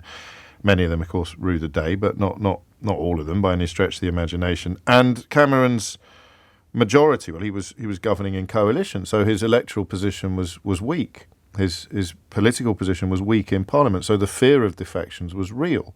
Neither of those factors apply to the modern Conservative Party. The majority is big enough to get almost anything they want through Parliament, and there is no holy grail for attention-seeking so-called Eurosceptics like Nigel Farage. They're just what I mean, apart from talking about pro-Palestinian protests, what's the end goal? Yes, well, how does one get one's country back? Yeah, that's the thing. There's no golden bullet here. There's no, we want a referendum on leaving the European Union. We want Brexit, which is what we saw from Douglas Carswell, what we saw from Mark Reckless, which is why they jumped ship and joined over to UKIP, calling for that referendum to happen. And from Lee's speech this morning, there isn't one. There is not one hope. There is not one sort of aim that he's going for. It's just this message of Britain is broken. It's going for that anti-establishment vote. And I think for Lee, it's probably just a hope that he can hold on to his seat in Ashfield, isn't it? I don't think there's anything more to it. So he's just done that because he thinks it makes it marginally less likely that he'll get spanked as a Reform candidate in Ashfield than he would as a Tory candidate. I can't see why else. And obviously he's been boxed in because the Conservative Party are not going to let him back in because he's not going to apologise for his remarks. So he may as well be thinking, well, if I'm going to stand as an independent candidate. And interestingly, he's not called a by-election as well. But he voted in 2020 for legislation that would insist that MPs who defected did vote for by-elections. It's almost as if he doesn't stand for anything. I don't think it was. Yes, he signed an early day motion petition on that, but I don't think he voted. There was not voted for legislation. But he's expressed his support. Yeah, he has. Yeah, absolutely. So yes, it's a very confusing message coming from Lee Anderson this morning, and I personally don't quite understand what he's trying to do. Do you know where Douglas Carswell is now? I don't. Working for an opaquely funded think tank in Mississippi. Well, good luck, Lee. It's 11:49. It's 11:53. Here's a little riddle for you before I introduce my next guest. If Nigel Farage is a pound shop Enoch Powell and Richard Tice is a pound shop Nigel Farage, what does that make Lee Anderson? Answers on a postcard, please. Ollie has raised that question. Where would that go next? In some ways, he adds, surely Nigel Farage is a pound shop Nigel Farage.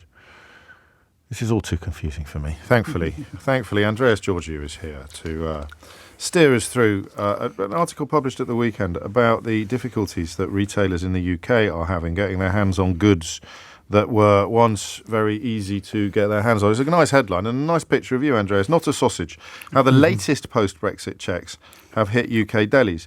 Now, you were one of the people that was ringing into this programme 7 years ago to tell us about problems that were on the horizon. Are they now here? Well, they're here now, and I mean, what we're seeing now is the business end of the deal that was signed by Boris Johnson and David Frost.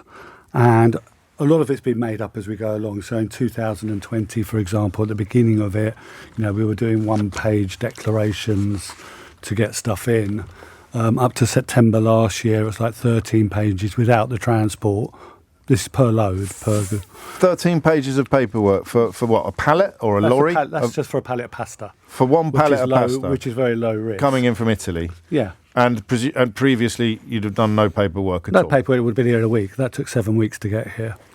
And what we're seeing now, for example, is under this sort of new rules which came in on the 31st of January, is what was supposed to be a much easier way of doing things. So they've dressed it up as a fuss-free thing, where in fact it's actually, because there's no paperwork involved, it's all online, but you're still doing the paperwork and uploading it. You're just doing it on a screen rather than on paper. On screen and whatever. Yes. But what that now... Red tape, we could call it, though technically no, not but there paperwork. Isn't any red tape, James. No, of course there's no red tape. Sorry. No red tape. No. What is it? So what it means now for the independent sector is that we're disproportionately affected.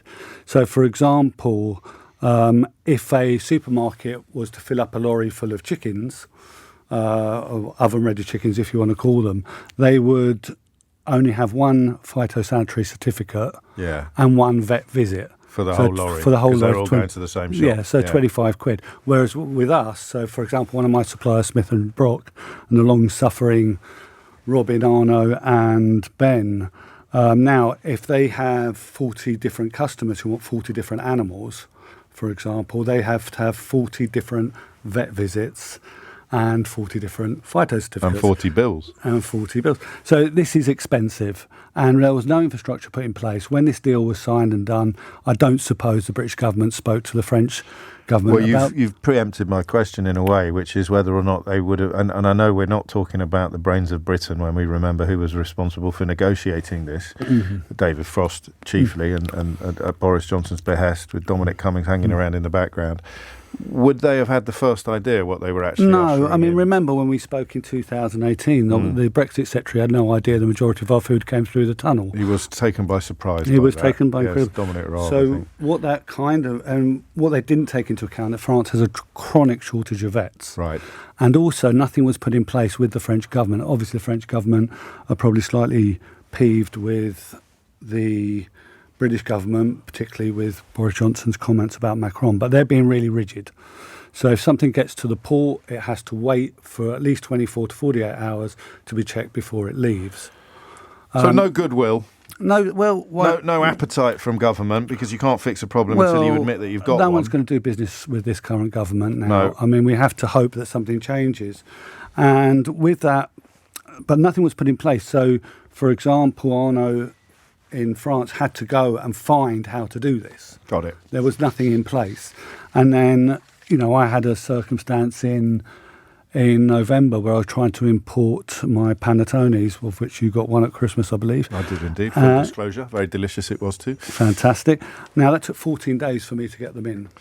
And thank God for Jackie and Tess at European Specialty Salads, because they really went overboard. But we shouldn't have to be doing this. And is there any light at the end of the tunnel? There's absolutely none. Oh. I mean, and we can only hope that a change of government will see a softening of relationships. But as it stands at the moment, we're literally stuck. And a lot of stuff isn't making it to the shelves. There's a lot of delays. So some of the other people in the same line of work as you who are quoted in this article at the weekend talk about reducing the supplies that they've got on their shelves, stopping product lines. And that's David Joseph of Panzers. Panzers is an institution. It's not just a shop. Yeah, absolutely. And I mean, I've had a lot of conversations with David and with Camille, his partner. And because the suppliers are saying we're just not doing this anymore. It doesn't matter how much we love you. It doesn't matter how far back our relationship goes. I can't do this anymore. The goodwill is waning. I mean, it's also the other way. I spoke to Eurologistics, a company that handles freight going in and out. I mean, last week, they said generally they used to get 40 Arctics leaving Britain with produce. Last week they had 6. And another thing that's stopped now is, there used to be like 30 or 40 little vans go over to France on a Thursday and Friday to load up for those little lovely French markets and whatever. That's finished. On Friday there were none, because you can't do mixed vans and mixed lorries of produce. Because you need to have it is awful, and it's expensive. So, if I've got 40 lines on the lorry and I need 40 phyto certificates, that's $2,000 on top of $1,000. Well, what used to be $1,000 for a load, probably $2,000. And then we've got worse to follow. We've got the physical checks that are due in April, the security checks that are due in October. I mean, the physical checks, I'm one of very few people in the UK. Maybe there's 100 of us who know fine food, etc. Yeah. Maybe 100, maybe 200. You can't expect a customs officer to know what something is. Well, know what something is. Got it. And so if that one pallet on a 24 pallet lorry is rejected, the lorry has to go back. The whole There's lorry no way. goes back. And the Financial Times reporting this morning that the £22 million border facility at the port of Harwich is not ready. It's not ready. It's supposed to start at the end of next month. This is all the trucks delivering food and animal products from the EU. It's where they'll be inspected. So even if they, adding checks when they previously were none, but they're not even ready to do that. The thing is, this didn't need to happen. I mean, I'm not talking about the vote or whatever. It just could have been, you could have had actual experts advising. But this is so disproportionately in favour of the supermarkets. Well, this is the point I wanted to end with, is that the people most squeezed are the single shop outlets, the people who've got 2 or 3 shops, the small businesses, the people that the Tories even if you're a Budgeons or even if you're a... Right, if you're not Sainsbury's, you're going to get hit much harder. You're going to get whacked. So you're already fighting them on some fronts, and now the government has given them new weapons with which to hit you even harder. I mean, I think today has been a day of conspiracy, so I don't think... There's been quite... Have you thought about photoshopping any of your commentaries? Andreas, it's always a pleasure. If you are ever in Chelsea, anywhere near Chelsea Green, it's an absolutely beautiful shop, which, as Andreas just mentioned, I have occasionally availed myself of its produce. on occasion. And you've got a little restaurant opening soon as well. We have at the end of the month, Kell Street opens. Is that partly because you have to sort of look We've expanded massively in the traditional Andreas way with no money. Sure. We've expanded simply because my children have to have something. I have to have something for them. So by expanding our business and going into new areas, we can get the money that we hope to diversify a little bit, because the traditional business is being punched a bit, but not that it affects the quality of the service you provide. But I suspect that by tea time today, Kemi Badenoch may offer up your new restaurant in Chelsea Green as a Brexit benefit then. It's certainly not a Brexit benefit. Well, that's never stopped her in the past. That's what I'd be doing. Get the business secretary on the line. Tell her I found a Brexit benefit. There's a little 14-seater restaurant opening in Chelsea Green as a direct consequence of the fact that the greengrocer next door is having such a nightmare getting stuff into the country. Yeah, but I mean, it makes sense because obviously we have the produce and we had the site already, and there's no way I was going to let number 4 go. Beautiful. Thank you, mate. Always a pleasure. Thank you, James. 2 minutes after 12. You are listening to James O'Brien on LBC. 6 minutes after 12 is the time. Do you know what we're going to talk about? Well, of course you don't. I haven't told you yet. But it's a bit of a difference, this. It's a bit of a departure. We're going to talk about nightlife. And obviously, as someone of my vintage, someone of my age, it's at first glance, I thought, well, this isn't that relevant to me. August, I think, of last year, it was reported that the UK had lost a third of its clubs in just 3 years. I think lockdown did for a lot of them, but you would have expected. In fact, we spoke to people who were shutting their doors very reluctantly, permanently, because the landlords weren't being very helpful, or they hadn't managed to benefit from the furlough schemes, or because their staff was casual, or all sorts of reasons why. But I thought they'd come back again. I just thought they'd come back again. One of the strangest things about growing up or getting older is the realisation that nothing is permanent, isn't it? Nothing. I mean, on a really, really serious level, I always think of Roe versus Wade. I was studying it for A-level, American politics, comparative politics. Roe versus Wade was so huge. And you think that was permanent. And then, of course, along comes Donald Trump and his sort of diabolical agenda. And even Roe versus Wade. So nothing's permanent. Tony Benn talked about this. Nothing's permanent. You just have to keep pushing back against the forces of evil, because if you don't, they will take over. And there are periods in history where they do take over. And then you have to push back ever harder and ever more dangerously to ensure that they get pushed back again. So nothing's permanent. And I know that sounds a bit highfalutin for a conversation about nightclubs, but I just presumed that nightclubs were a constant. A sort of a non-negotiable. There are young people, and young people like to party. Therefore, they need places to party. Therefore, nightclubs will always be necessary. But they haven't started reopening. A third of the clubs in the country, the UK, lost a third of its clubs in just 3 years, and they are not coming back. Obviously, the pandemic played a part in that, as I mentioned, but there must be other reasons as well. And you might not think it's very interesting to ring a radio station today and tell me why you don't go clubbing, but I'm interested. I'm really interested. I think I can get quite emotional about clubbing, which might be weird, because it's one of those things you'll either get completely or won't get at all. Night clubbing changed my life. It changed my life in ways that I still probably don't fully appreciate. My school was very repressed and repressive. It was a very old-fashioned school. It was all boys for a start, and it was boarding for seconds. And just to go for a terrible hat-trick, it was run by monks. When I started at my boarding school, the Monty Python film Life of Brian was still banned. They were not what you would call conducive to frank and open conversations. And if it wasn't for nightclubs, I think nightclubs rescued me in some ways from being a product of that system, from being a sort of unquestioning product of that system. I was incredibly lucky to be in Manchester in 1988 doing a youth theatre where I had more freedom than I'd ever had in my life. And I used it to go with my new friends from the theatre company to nightclubs. I'd love to say I was at the Hacienda every night. I wasn't quite at the Hacienda every night, but I did go in that amazing heyday. The first time I went to the Hacienda, I was wearing brogues. I was wearing brogues and a waistcoat. That's what a little cliche, a little Lord Fauntleroy, like a sort of pound shop Jacob Rees-Mogg, to continue today's political themes. By the time I went back, I was wearing bright red Fila high tops. But it just brought me into a world I didn't know existed. I'm not going to apologise for getting emotional about this or getting a bit dewy-eyed, because the question of what do we lose when we lose nightclubs, and we're also going to ask what do we lose when we lose venues, music venues, smaller music venues, is one that I want you to answer today. What do we lose when we lose nightclubs? 0345 6060 973. What do we lose when we lose smaller music venues? 0345 6060 973. Because they are shutting down at a rate of knots.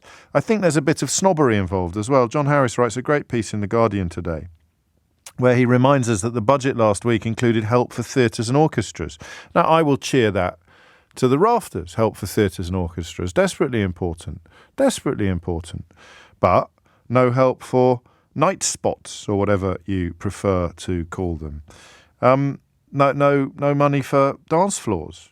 And if you think about what we've done well in the last 30 years, I mean, seriously, I know it's an overused phrase, but what is genuinely world-beating? You're going to talk broadly about culture, but very specifically about music. And whether you like it or not, we still produce, partly because of the universality of the English language, let's be honest, but we still produce routinely the biggest artists in the world. Whether you're talking about Ed Sheeran or Coldplay or the Arctic Monkeys, it is simply a matter of record that this country, these tiny islands, punch way above their weight when it comes to music. But where do the new Arctic Monkeys cut their teeth? Where does Ed Sheeran, the next Ed Sheeran, where do they cut their teeth if all the clubs and venues are closing down? Now, you can do some of it on Instagram or TikTok, but that's a different medium. That's a very different context, isn't it? No one has ever felt their world. I don't think anyone has ever felt the ground shift beneath their feet as a consequence of watching something on TikTok. Live music. When we lose live music, we lose something really, really precious. But I can't necessarily... do you know what, Martin, in Manchester? I did on occasion go to Fridays in Didsbury, although I never went to Xanadu in Romford, but I did go to Fridays in Didsbury. I also went to the venue on Whitworth Street, which was the place where people who'd been turned away by the hacienda, probably for wearing brogues and a waistcoat, would congregate instead. It was a slightly more indie than dance music vibe. But I think by the time I moved to London, after a year in Manchester, I spoke a very different language from the language I would have spoken if I'd not discovered that whole scene. I used to go to Shelley's in Stoke-on-Trent as well, for anybody of a certain age. It changed my life. It changed my life in probably political ways as well as personal ways. Just opened up friendships that I've still got, parts of the world that I didn't have, I would never have had access to. They are a hugely democratic phenomenon, nightclubs. So what do we lose? And I'm not a musician, remember. I don't play an instrument, and I can't sing, but I do like attending live music gigs. I do. I'm going to one in Bristol on Friday at a smallish venue, not a massive venue. And because my daughters absolutely love live music. In fact, the last live music gig I went to, one of them was playing in. So we do our best, but, you know, the days of you being able to go to a gig almost every night of the week, which was the case when I first moved to London, they are long behind us. There are three questions here, I think. One is about what we lose, and that gets asked twice. It gets asked once in the context of nightclubs and once in the context of small music venues, because we lose different things as a consequence of losing those two, all right? 03456. God, William. When we lose live music, James, we lose happiness. 0345 6060 973. And then there is a question about, is it just money? Because there's chicken and egg here, isn't there? Why are young people not going out in the way that they used to when we were young, in the way that we used to when we were young? Is the answer that they can't afford it, or is the answer that the venues have closed? Or have the venues closed because they can't afford it? In which case, is there a case for some form of subsidy or some sort of public service approach to nightlife, in the way that no one balks at opera or theatre getting subsidised, possibly music venues and even nightclubs should as well? So what do we lose? What do we lose as a society? Why are young people not going? And how would you have grown up differently? I'm not doing a very good job of explaining how it changed my life. I'm just dropping cultural references into the conversation and then sort of fondly remembering amazing moments. I'll tell you one moment in my life that was magical. And I can't remember the name of the club. It was, it was in Manchester. And it was, so you're looking at, I think this would be 1990 probably. And when things had really kicked off, when the whole dance music scene had really kicked off. And it was one of those clubs that still felt that it was in the early 80s. You know, there were mirror balls everywhere and very, very 1980s decor. It wasn't a dance club yet. It was an old-fashioned nightclub, kind of place where you wouldn't have been allowed in wearing jeans a few years previously, but the promoters had started picking it up for dance nights. And I was dancing on a podium, not alone on a podium, I was like on a little stage with loads of other people. And a bloke in a Manchester City shirt, a big lad in a Manchester City shirt, sort of pointed at me from the middle of the dance floor. And a little bit of me panicked because I thought, oh no, he's probably noticed that, I don't fit in, or you've got the chip on your shoulder or whatever it is.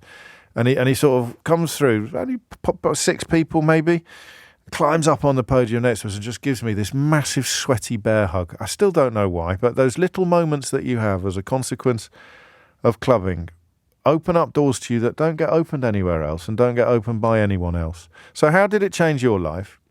What are we going to lose? And why aren't young people doing it? 0345 6060 973. Don't tend to talk about my girls much, except very obliquely. But I can tell you that one of them went to Paris recently and went clubbing for the first time. And I couldn't believe it when she explained it to me. Because I thought, well, why haven't you done that here? You go out all the time, but they go to each other's houses. They don't go clubbing in the way that they did when I was 18 and 19. But in Paris they did. So let's just have a chat about it, shall we? 0345 6060 973. 20 minutes after 12 is the time. It's sort of happening, isn't it, in plain sight, and yet not getting the attention that many of us think it probably deserves. So fair play to John Harris in The Guardian today. But the decline of nightlife, what's it going to do? Why is it happening and what's it going to do? Sam's in Lambeth. Sam, you can kick us off. What would you like to say? Hi, Nick. Basically, it's all to do, in my opinion, with the licensing. Do you really think that Nick Ferrari was at the Hacienda in 1988? To be fair, I'm not only half awake, but you do sound quite similar sometimes. Well, I've got a very froggy throat. He's on holiday. Not only is he not not on the radio at the moment, he's not even in the country. But I'll tell you what, if he'd been on a podium in Discotheque Royale in Manchester in 1990, that would have been a sight for the ages. That was really out of character for him. That's an extraordinary intervention. This one's taken an unexpected turn. Sam, carry on, but don't call me Nick. Sorry. Just call me Albert. Carry on. So, no, in my opinion, it's all to do with the licensing of these venues. So a lot of places during the week aren't allowed to open past 12 anymore. There's no such thing as a lock-in anymore. That's completely gone. All of the smoking bans have really killed a lot of places in London as well. Not anymore, mate. The smoking bans did their damage years ago. What I mean by that is, if you go to a nightclub, let's say in Germany, right, you've got places in there you can smoke. You've got places in there where are hip and trendy and cool. But nowadays, the only places like that are in central London, and they only open Friday, maybe on a Thursday. Oh, okay. But that whole midweek thing is completely gone. So then the question is not so much, we want to go out, but it's where do we go? And now it's kind of only on uni campuses, and even that they're cracking down on. There was a lot of the illegal raving, which wasn't really hurting anyone. How old are you? If they're 21, but I've been calling in since I was about 15. One day you get my name right. But I didn't even know illegal raving was still a thing. Oh, of course it is. There've been occasions. It's massive. Happened a bit during lockdown as well. So I'm surprised you know so much at 21, because I'd have thought you'd be a victim of the not having gone out much generation. No. So we used to go out to these park motives nowadays are massive, because 15, you go out, back in the day, you grab whatever alcohol you can find, go out, play some music in a park, and then from there you get a fake ID, go out. But it's more, there's nowhere to go out. Past 12 o'clock, it's done. And the only places that are open are LGBT clubs get special licenses where they can open midweek past certain times. And obviously a lot of newer teens and stuff don't particularly want to be there. But yeah, it's a real. We don't know then. Chicken egg. And why has the licensing thing happened? Is it because areas are more residential or? No, not at all. It's over. I don't want to say over policing, but it's just a lack of direction. They think it's going to stop crime because no one's going to be out late. No one's going to be falling out late. Yeah. So where do I mean, at 1 o'clock on a Saturday night, where would your average 21-year-old be these days? Well, most probably the main strips, if you're from South London, are in Clapham or in, there's places in Kingston, but it's not even like main places where there's loads of different clubs you can go to. It's like in certain areas, there's only one place. But you're telling me about the 21-year-old clubbers. I'm thinking about the 21-year-olds who don't go clubbing, whereas everyone would have done when I was that age. What do you do instead? What is done instead? Well, I'm imagining a lot of these people, they just go home past a certain time, or they just drink at home, or they partake in different things. But if you look at a lot of younger people are really depressed. I mean, they don't go out, they don't do much.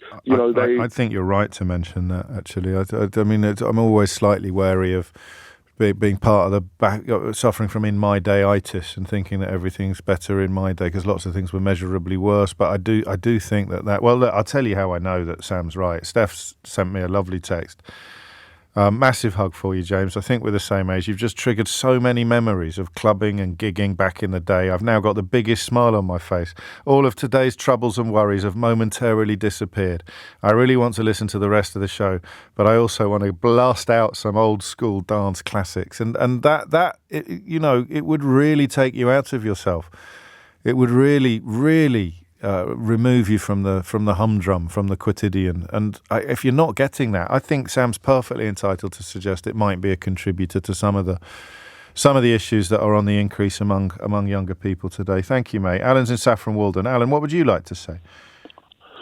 Morning, James. Hello. You was inviting us to recall back to our great experiences at clubs, and I was just it's got to be life-changing, though. It's got to be life-changing. It can't just be I had a banging night back in 1992. Well, for me it was. Go on. Because I was about 20 at the time. I was a mod with all my mates, and we went to Billy Walker's Uppercut Club in North London, where the Stax label had all their artists on stage. They were all black guys and girls. Otis Redding, Sam and Dave. And growing up in a sort of working class family, I got kind of inducted into racism. My dad wasn't a rabid racist, but it was on the air at the time. And so I had a dislike and a distrust of black people. And it was a really great night at the club. They were all black artists off the label, and I was dancing and jigging away, and suddenly the thought occurred to me, you're not supposed to like these people, and they're giving you a hell of a night. And from that moment on, my logical brain kicked in, and I stopped being a racist. Basically, I just saw black people as equal to white people. I'm not sure you could have had that experience in many other contexts, could you? No, not really. Not really. It was such a good night. I mean, we all listened to, because we liked Motown, we all liked, we're all black artists that put out the records. But actually being there in the presence of a multiracial crowd with all black artists on the stage, you have to examine where you come from, basically. It must be the biggest, the greatest leveller culture of any kind, but when you're smack in the middle of a dancing crowd, it's probably the biggest leveller of all. Absolutely. Because, the good feelings are high. You're not, fearing for your life or anything like that. We're all just having fun on the spot. And, as I say, it just brought about a profound... And I've never been a racist ever since. I suppose lovely... In fact, I recall, I think I probably crossed swords with my dad after that, but not to any bitter extent. But just the occasional question. Absolutely, I love it. Was that the boxer Billy Walker? Did he have a club? Was it? It was. Crikey! Yeah. I thought it might be. If he's called, you're probably going to be a boxer if you call your club the Uppercut, aren't you? But I didn't know he'd had a club after his boxing career. Yeah. Yeah, it was Billy Walker's Uppercut Club we went to. As I say, I didn't drive in those days. My mates did all the driving, so I can't tell you exactly where it was in North London, but I know it was in North London. Didn't you even have a But, scooter? Surely you had it. I thought you all had scooters. I did. I had a, yeah. Well, I was about 20. I had a scooter when I was 17. I had a Lambretta TV and went out with the usual crowd, to the coast at the weekends, not looking for fights, just being part of the action. That was all. Happy days. We evolved into cars. It is believed that Jimi Hendrix wrote Purple Haze in the Uppercut Club. Oh, really? It is believed Wow. that he did. I've just seen that. I was double checking whether or not it was Billy Walker the boxer or not, and that popped up. You don't realise it at the time. That's the thing about popular culture. It's just the place you go to. But not unlike me a few years later at the Hacienda in Manchester, you were at the epicentre of a cultural revolution, and that's a brilliant story. Absolutely brilliant story. And above and beyond what I was hoping for when I asked that question about how nightlife changes your whole life. 0345 6060 973. Alan, stay safe, mate. Amelia Cox is here now with your headlines. I honestly thought this would be a daft phone-in, but this caller has just completely blown that thought out of the water. You've got to have a little faith, honestly. I've done this for a while now. I know roughly where the magic lies. And questions about the magic of nightlife. And we haven't even moved on to music venues. How hard is it to get up and running now as a band? There's another story around today that we nearly did this hour. Keir Starmer due to speak at a school later today about Labour's determination to broaden the cultural offering to state school children. If you are parents of children of a relevant age, you'll know that 14 years of Tory rule has seen some fairly serious squeezing of what we would call extracurricular activity, whether it's drama or whether it is music or playing an instrument or singing in a choir or doing plays. The ease with which you can move into a cultural career from private school is as nothing compared to the difficulties of doing the same from a state school. It was true when I was younger, but it's much, much more true now than it was even then. So Starmer's going to be speaking about that later, warning that arts are becoming the preserve of the elite. But the reason why I preferred this conversation is because I think it speaks to very similar processes, but without necessarily that class angle, except for the fear about money. I mean, is it just now too expensive to go out? Why is it that the music venues are closing, if not to be turned into flats or to be turned into shops? I genuinely don't know. The ones that I go to are still there, obviously, but they're not. I don't go to really small ones anymore because a band's got to be fairly well known before they beep on my 52-year-old radar. What do we lose? What do we lose when these places shut down? 25-1 is the time. Daniel's in Sevenoaks. Daniel, what's going on? Hi, James. Right, thanks for having me on. You're very welcome. So there's a really simple angle to this that people keep on missing, and the issue is that London or the UK, the economy of it all is an ecosystem. Yes. One will feed the other. And it was only a few years ago that Ministry of Sound was up for closure for flats. Fabric, again, the same. And the problem that you have is that the closure of the UK nightclubs then makes the UK a far less attractive proposition for university students to come over and study. Now, the big nightclubs that like your Fabrics and your Ministries and your Pashas and whatever, Pasha's closed now, but those big super clubs with the big brands that have the worldwide reputation, they're all in London. Everybody knows them.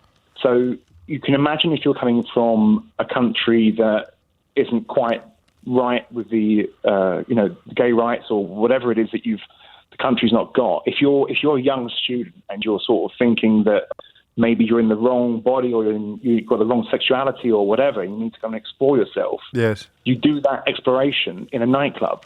Now, if you know that London's got all of the greatest nightclubs, and we do, and you want to go to one of the greatest universities, the combination of the nightlife and the university is an unbelievable proposition. So London's the first choice. But closing the nightclubs down, what you're doing is you're sending the traffic over to the emerging markets, especially in the creative sector. And the emerging markets are Lisbon, Barcelona and Berlin. Is that right? Also, they Berlin's are. always had a banging club scene, though. Yeah, well, so Barcelona, it's incredible. But do you know, you're describing my youth. I'd never really noted the crossover between the creativity and the campuses. But, I mean, you'd even gravitate at university towards the people that you knew were going to similar clubs that you were going to. And then there'd be the kids there from St. Martin's. There'd be it was an extraordinary period. But as I said to Alan when he was at Billy Walker's Uppercut, you don't know you're in the middle of a moment, do you? You don't know you're in the middle of a cultural moment. You're just out. Exactly. Yeah, precisely. Yeah, exactly that. And now we're on the. I mean, because it didn't even used to be just London. I mean, I mentioned the Hacienda. I'm thinking of Cream in Liverpool. There were international super brands in the northwest, certainly outside of London. But you obviously follow things more closely than I do. We're very much on the downslide. We're very much going backwards. We're on rock bottom. This is not good at all. Yeah, it's something. So you're right. If you're a funky young Frenchman or a Scandinavian or whatever it is, and you want to go somewhere for university, number one, we've abolished freedom of movement, which makes everything a little bit harder. Number two, tuition fees have kicked in since I was that age. But number three is you're not hearing the mythology of nightlife coming out of London that you would have done 20 or 30 years ago. Precisely right. Yeah, and the problem with that is that when. So for argument's sake, you're from Brazil or you're from Russia or wherever it is you're from, and you want to come over to study somewhere. That extra little, and we do have an enormous amount of foreign students coming over. Like we do, especially from China as well. And the closure of those nightclubs, it will just make it a less attractive proposition. And then what happens is those emerging creative markets that I've just mentioned will suck up our students, and then all of the creativity will start gravitating over there. So the next generation of fashion designers and musicians and maybe even writers and the rest of it will be I mean, all we've got to sell is the universality, the commonality of the English language, really, but that doesn't really. Yeah, and what we'll be left with is a load of high-rise flats in the place where the nightclubs were, and the problem that you'll have won't be now. The problem you'll have will be in 10 or 15 or 20 years' time, when the creative sector will be dwindling in the UK and they'll be over in those markets. Video games developers. I'm thinking of all that. What's your perspective on this? Why are you so well informed, if that doesn't sound patronising? No, not at all. So I'm a brand designer, so I went to the London College of Communication, which had the Ministry of Sound next door to it. Right next door, yeah. And I also design logos and brands for nightclubs as well. So so you're really close to the action. Really close to the action. Yeah. And the sad thing is, it's only really that sort of British arrogance that holds it all together. If you worked out the problem and you looked at it pragmatically, you can see how big of a problem this is coming along the horizon. And it's really sad. It is really sad. And the more I think about it, you mentioned the London College of Communication. I think Dazed and Confused came out of the London College of Printing. And it's absolutely impossible to separate the nightlife from the creativity. First place I ever got a byline was in a club magazine. I'd forgotten about this, actually. You've just reminded me. It was rather embarrassingly for my mum, who was boasting about it in Kidderminster quite a lot when they gave me a column. It was called G-Spot magazine, but that very much came out of the whole clubbing scene. How many journalists got their first break on magazines like Dazed and Confused, and then go on to ID, The Face, all of those things had a huge crossover with the club scene. And if the club scene's gone, what does the creativity and the cultural sector do? It withers, it shrinks, it dilutes, it diminishes. Daniel, that was a brilliant call. Thank you. Sarah's in Bristol. Sarah, what would you like to say? Hiya. Before I start, everything I'm saying is a personal opinion. That's always the same here. And it's from my personal experience. And I also go out clubbing by myself regularly. And I'm the type of person that prefers it than going out with other people. Okay. So first things first. You do not have to actually have a pure talent to get a big hit in the music industry now. A YouTuber can make a song. Anyone can make. If you can put yourself in a recording studio, stick it on YouTube, and get enough views, you are now a musical artist. No, I'm not completely stupid. I did know that. Your phone line's a bit weird. I don't know if you've got me on speaker. If you have, can you take me off it?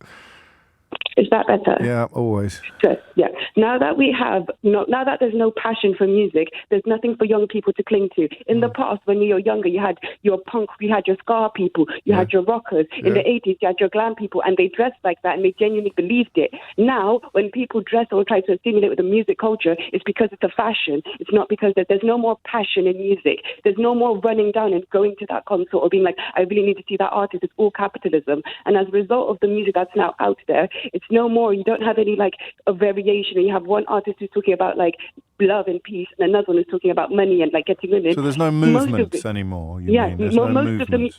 Most of the music is all about like getting money, being the best, being the popular. And as a young person, we now internalize that message of, oh, we want to be the coolest, we want to be the best. So when you go out clubbing, instead of being on the middle of the dance floor and dancing and being in amongst it, you want to be in the VIP booth. You want to be in the corner taking TikToks and Snapchats. It's no longer about dancing and being in the music. It's about appearing. Like social media is another thing that is ruined. Social media has ruined how young people view dancing. So it becomes a private experience rather than a public experience. Yeah, and not even that. In the 90s and 80s, I'm not sure how you were on the dance floor, but I'm pretty certain you may have pulled some god-awful moves. You're not wrong. I will never see that, and I will never know that. You'll never see my helicopter. My helicopter was a thing of beauty. Sarah, a thing of beauty. If I step into a nightclub now and do anything stupid, even walk out the toilet weird, someone can record me and now I'm on TikTok and tens of thousands of people are laughing at me and I'm now the latest meme. I can't even do a little boogie or anything. I'm always cautious that someone's watching me and someone's looking at me. There's so much pressure on young people now. Why do you do? I mean, you go out a lot though, do you? On your top? I go out a lot, and I go out on my own. And the reason why I prefer going out on my own is when I go out with other people, bringing in money into this, I sometimes feel self-conscious because I don't have the money to be buying £5 every time when I go buy a drink. But you're going clubbing for the same reasons that my generation did. You're going clubbing to get out of yourself for a while, and you want to listen to the music. Yeah. I'm not trying to be in that venue because it looks cool on TikTok. I'm not trying to wear that outfit because this is the latest trend. I'm not trying to be seen in a certain place. And even when I'm there, I don't care if someone records me because I'm doing my thing. I want to be happy. And I don't care about this image of I need to look cool or I need to be the best. I need to be, because that young people we're so self-conscious. What was the last? We're going to run out of time. Although to be fair, you speak so quickly. I think we've managed to cram in about 4 times as much content into this call as we do in the usual one. But what was the last youth cultural movement then? What would be the last one? Because usually, like, you've picked up on a few. You picked up on punk. You picked up on glam rock. The strongest one I can I've pick mentioned up on rave, is but rave was over by the mid-90s. So in America, the African-American culture, I want to say in the early noughties, just before Soulja Boy hit Crank That, there was a huge culture of like crumping, street, like you had your snapback, you wore your baggy trousers, and you didn't do it because everyone was doing it on TikTok. You did it because you genuinely believed because that everyone you were the was best doing crunker. it in the clubs. You genuinely messed with that music. You genuinely messed with Limp Bizkit. That, like I said, you had the talented musician in place for you to follow, and then the culture follows. Capitalism and social media just keep ruining the entire world. And Come I will stand on that. Capitalism's a crucial part of the club scene. But I think if you had a mic, Sarah, this would be the point at which you get to drop it, I think. 12:45 is the time. That's quite a bleak picture. I don't know, and Sarah's only 26, so I can't accuse her of this, but I don't know where the line is between things ain't what they used to be and a bad dose of my day-itis. But I can't imagine there are many people in their 20s listening to this and thinking, no, things are way better now than they were when O'Brien was doing his helicopter. In fact, thinking of getting filmed and becoming a meme. I went through a very ill-advised period, and I'm 99% sure that there are no photographs surviving. So I used to have a ponytail that looked very cool, but I went through a little period of doing something with my ponytail that my friends would fondly refer to as the pineapple. And I'm pretty sure that I looked ridiculous. And if a photograph of that had started doing the rounds, you could quite easily imagine becoming a figure of fun, shall we? So I used to put my I used to do the ponytail from the top of my head. God, I'd kill to have hair like that these days. Never mind enough to grow a ponytail, but I would have it coming out of the top of my head like a pineapple stalk, and because it was quite curly, it would.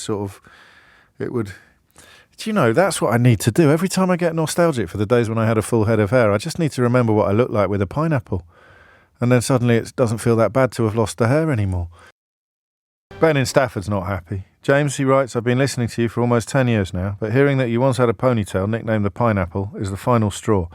It's only because you are the best talk show on the radio that I will stick with you. Thank you, Ben. It wasn't really nicknamed the Pineapple. It just did genuinely look like a pineapple. A lot of love coming in for Sarah, the last caller, who gets it, as you would say, as indeed does Bryn. I live in Sheffield, James, purely due to Gatecrasher. I met my wife there, many of my friends. If it wasn't for that super club, I would have literally led a completely different life. I'd have a different circle of friends and a different home, not to mention cultural outlook. We lose so much if we lose nightclubs and night venues. Love, friendship, life, it will always be with you, says Bryn, who is thinking of those lasers that we were all reaching for. They were days, weren't they? They really were. I'm in Sheffield soon doing a gig, actually. I must remember to give you some of the details. It's also been pointed out to me that for some younger listeners, the phrase doing the helicopter may have a rather different meaning. To be clear, it was the way in which I used to wave my arms around that prompted us to... I could clear it. I mean, it was madness, actually.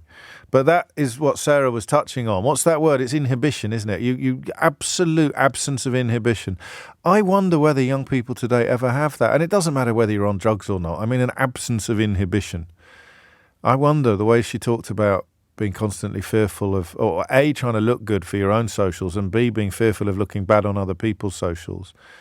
Word monoculture is one that the producer used. It breeds a monoculture. It breeds where there's no grey areas, there's no margins, there's no cultural hedgerows. We're all in the same massive field. It's quite a poetic way of putting it, isn't it? You can tell I did a lot of clubbing in my youth. 12:52 is the time. In fact, I did quite a lot of clubbing in a massive field. Lawrence is in Wandsworth. Lawrence, what would you like to say? Hello, James. Hello, how are you? Lawrence. Very well. What's on your mind? Good.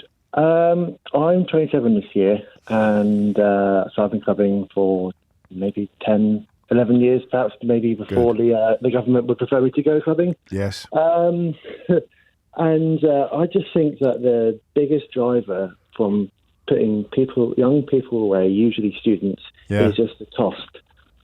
So when I was 18, 19, and I was living in Brighton, on a Thursday night, for example, you would be able to go to the nightclub and it would be £1 for a drink, £1 for literally £1 for a bottle of beer or like a vodka lemonade, and that's really accessible for students who are. It's a student. It's a student market. Student nights. Yeah, and it was a student night. Yeah, but now I just went out this weekend in the local club in Clapham, and I'm looking at. I'm going to buy like 3 or 4 ciders or whatever for a round of drinks from mates, and I'm looking at them tossing up the total one there too, and I'm like, geez, this is becoming out of reach even for me. And then I look back at my bank statement and I'm like, this is now turning into a once-a-month thing. Right.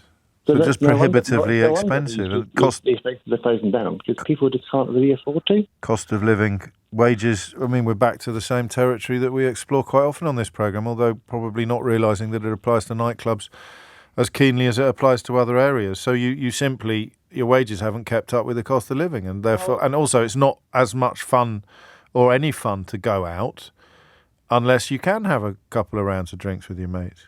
Exactly, yeah. And then when the shots start pouring and things like that, it just, the cost comes up. And it's not like I'm not on like a minimum wage job or whatever, but it's still like becoming a bit out of reach now, I would say. What about the price of entry, if that doesn't make me sound like a complete geriatric? What's the price of entry for a club like the one you were at?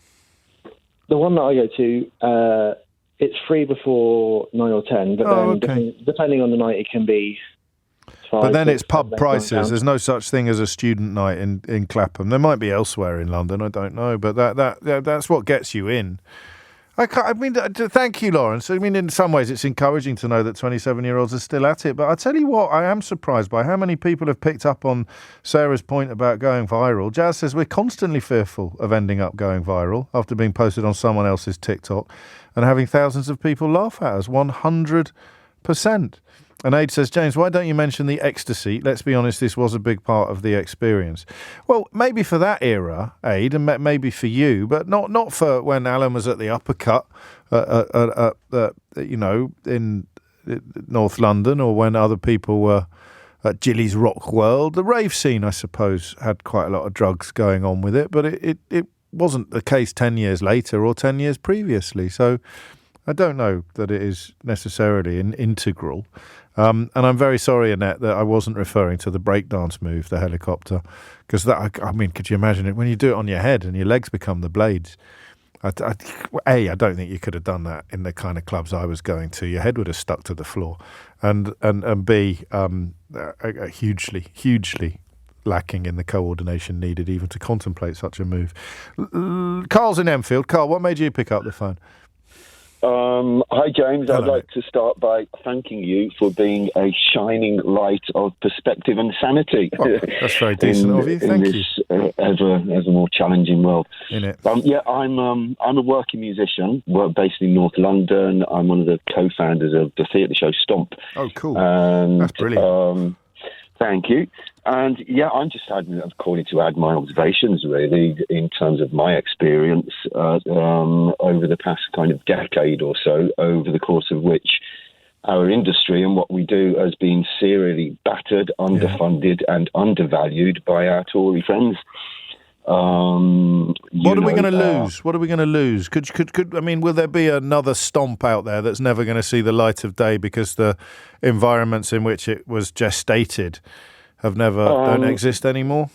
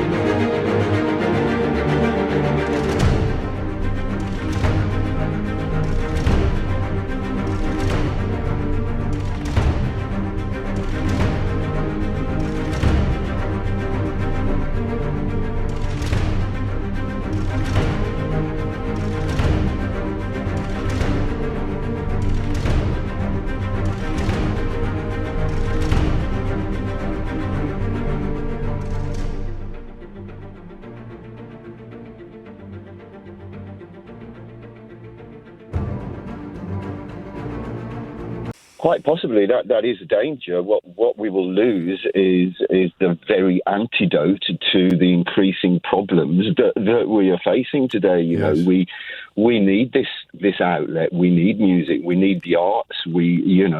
As opposed to Sunak's insistence on the importance of maths. For God's sake, really, so I'm not here to defend the Prime Minister, but it's not either or. I'm pretty sure. Well, I mean, you can do maths and go clubbing, but I take your point. It's a question of what his priorities are, and it's unlikely to be nightclubs. Its priorities, and we're the ones that have been serially battered over the course of the past few years. There are so many causes here from, as your previous callers have stated, from especially affordability. I mean, we've experienced, catastrophes, a series of catastrophes from COVID to Brexit. Yes. Cost of living now, all of which have conspired to put us down. I am currently in the process of being evicted from my flat and can no longer afford to live in the London area. Oh, no. I don't go. I think people don't go out because they can't afford it. I have a very good old friend who manages a small independent venue in Brighton called Verdict Jazz Club. Yeah. Who he's done fantastic work in getting it back up on its feet after COVID. However, they're still crowdfunding despite regularly selling out as a small venue. That's when the terror. We're going to run out of time. That's when the terror strikes, isn't it? When you're doing because actually of all the costs. Yeah, because of the energy cost, the cost of living. So you're actually doing your bit of the bargain. But it's not enough to stay afloat, which is, historically where conversations, if you thought Carl was being a bit previous, bringing politics into it, that's literally where conversations about subsidies and state support kick in. So if only to see you through the tough times so that you're still in business when the tide comes back in again. Carl, a lot of love for Stomp coming in. Stephen in Middleton, Keen, seen it twice. Got goosebumps both times, and many people will be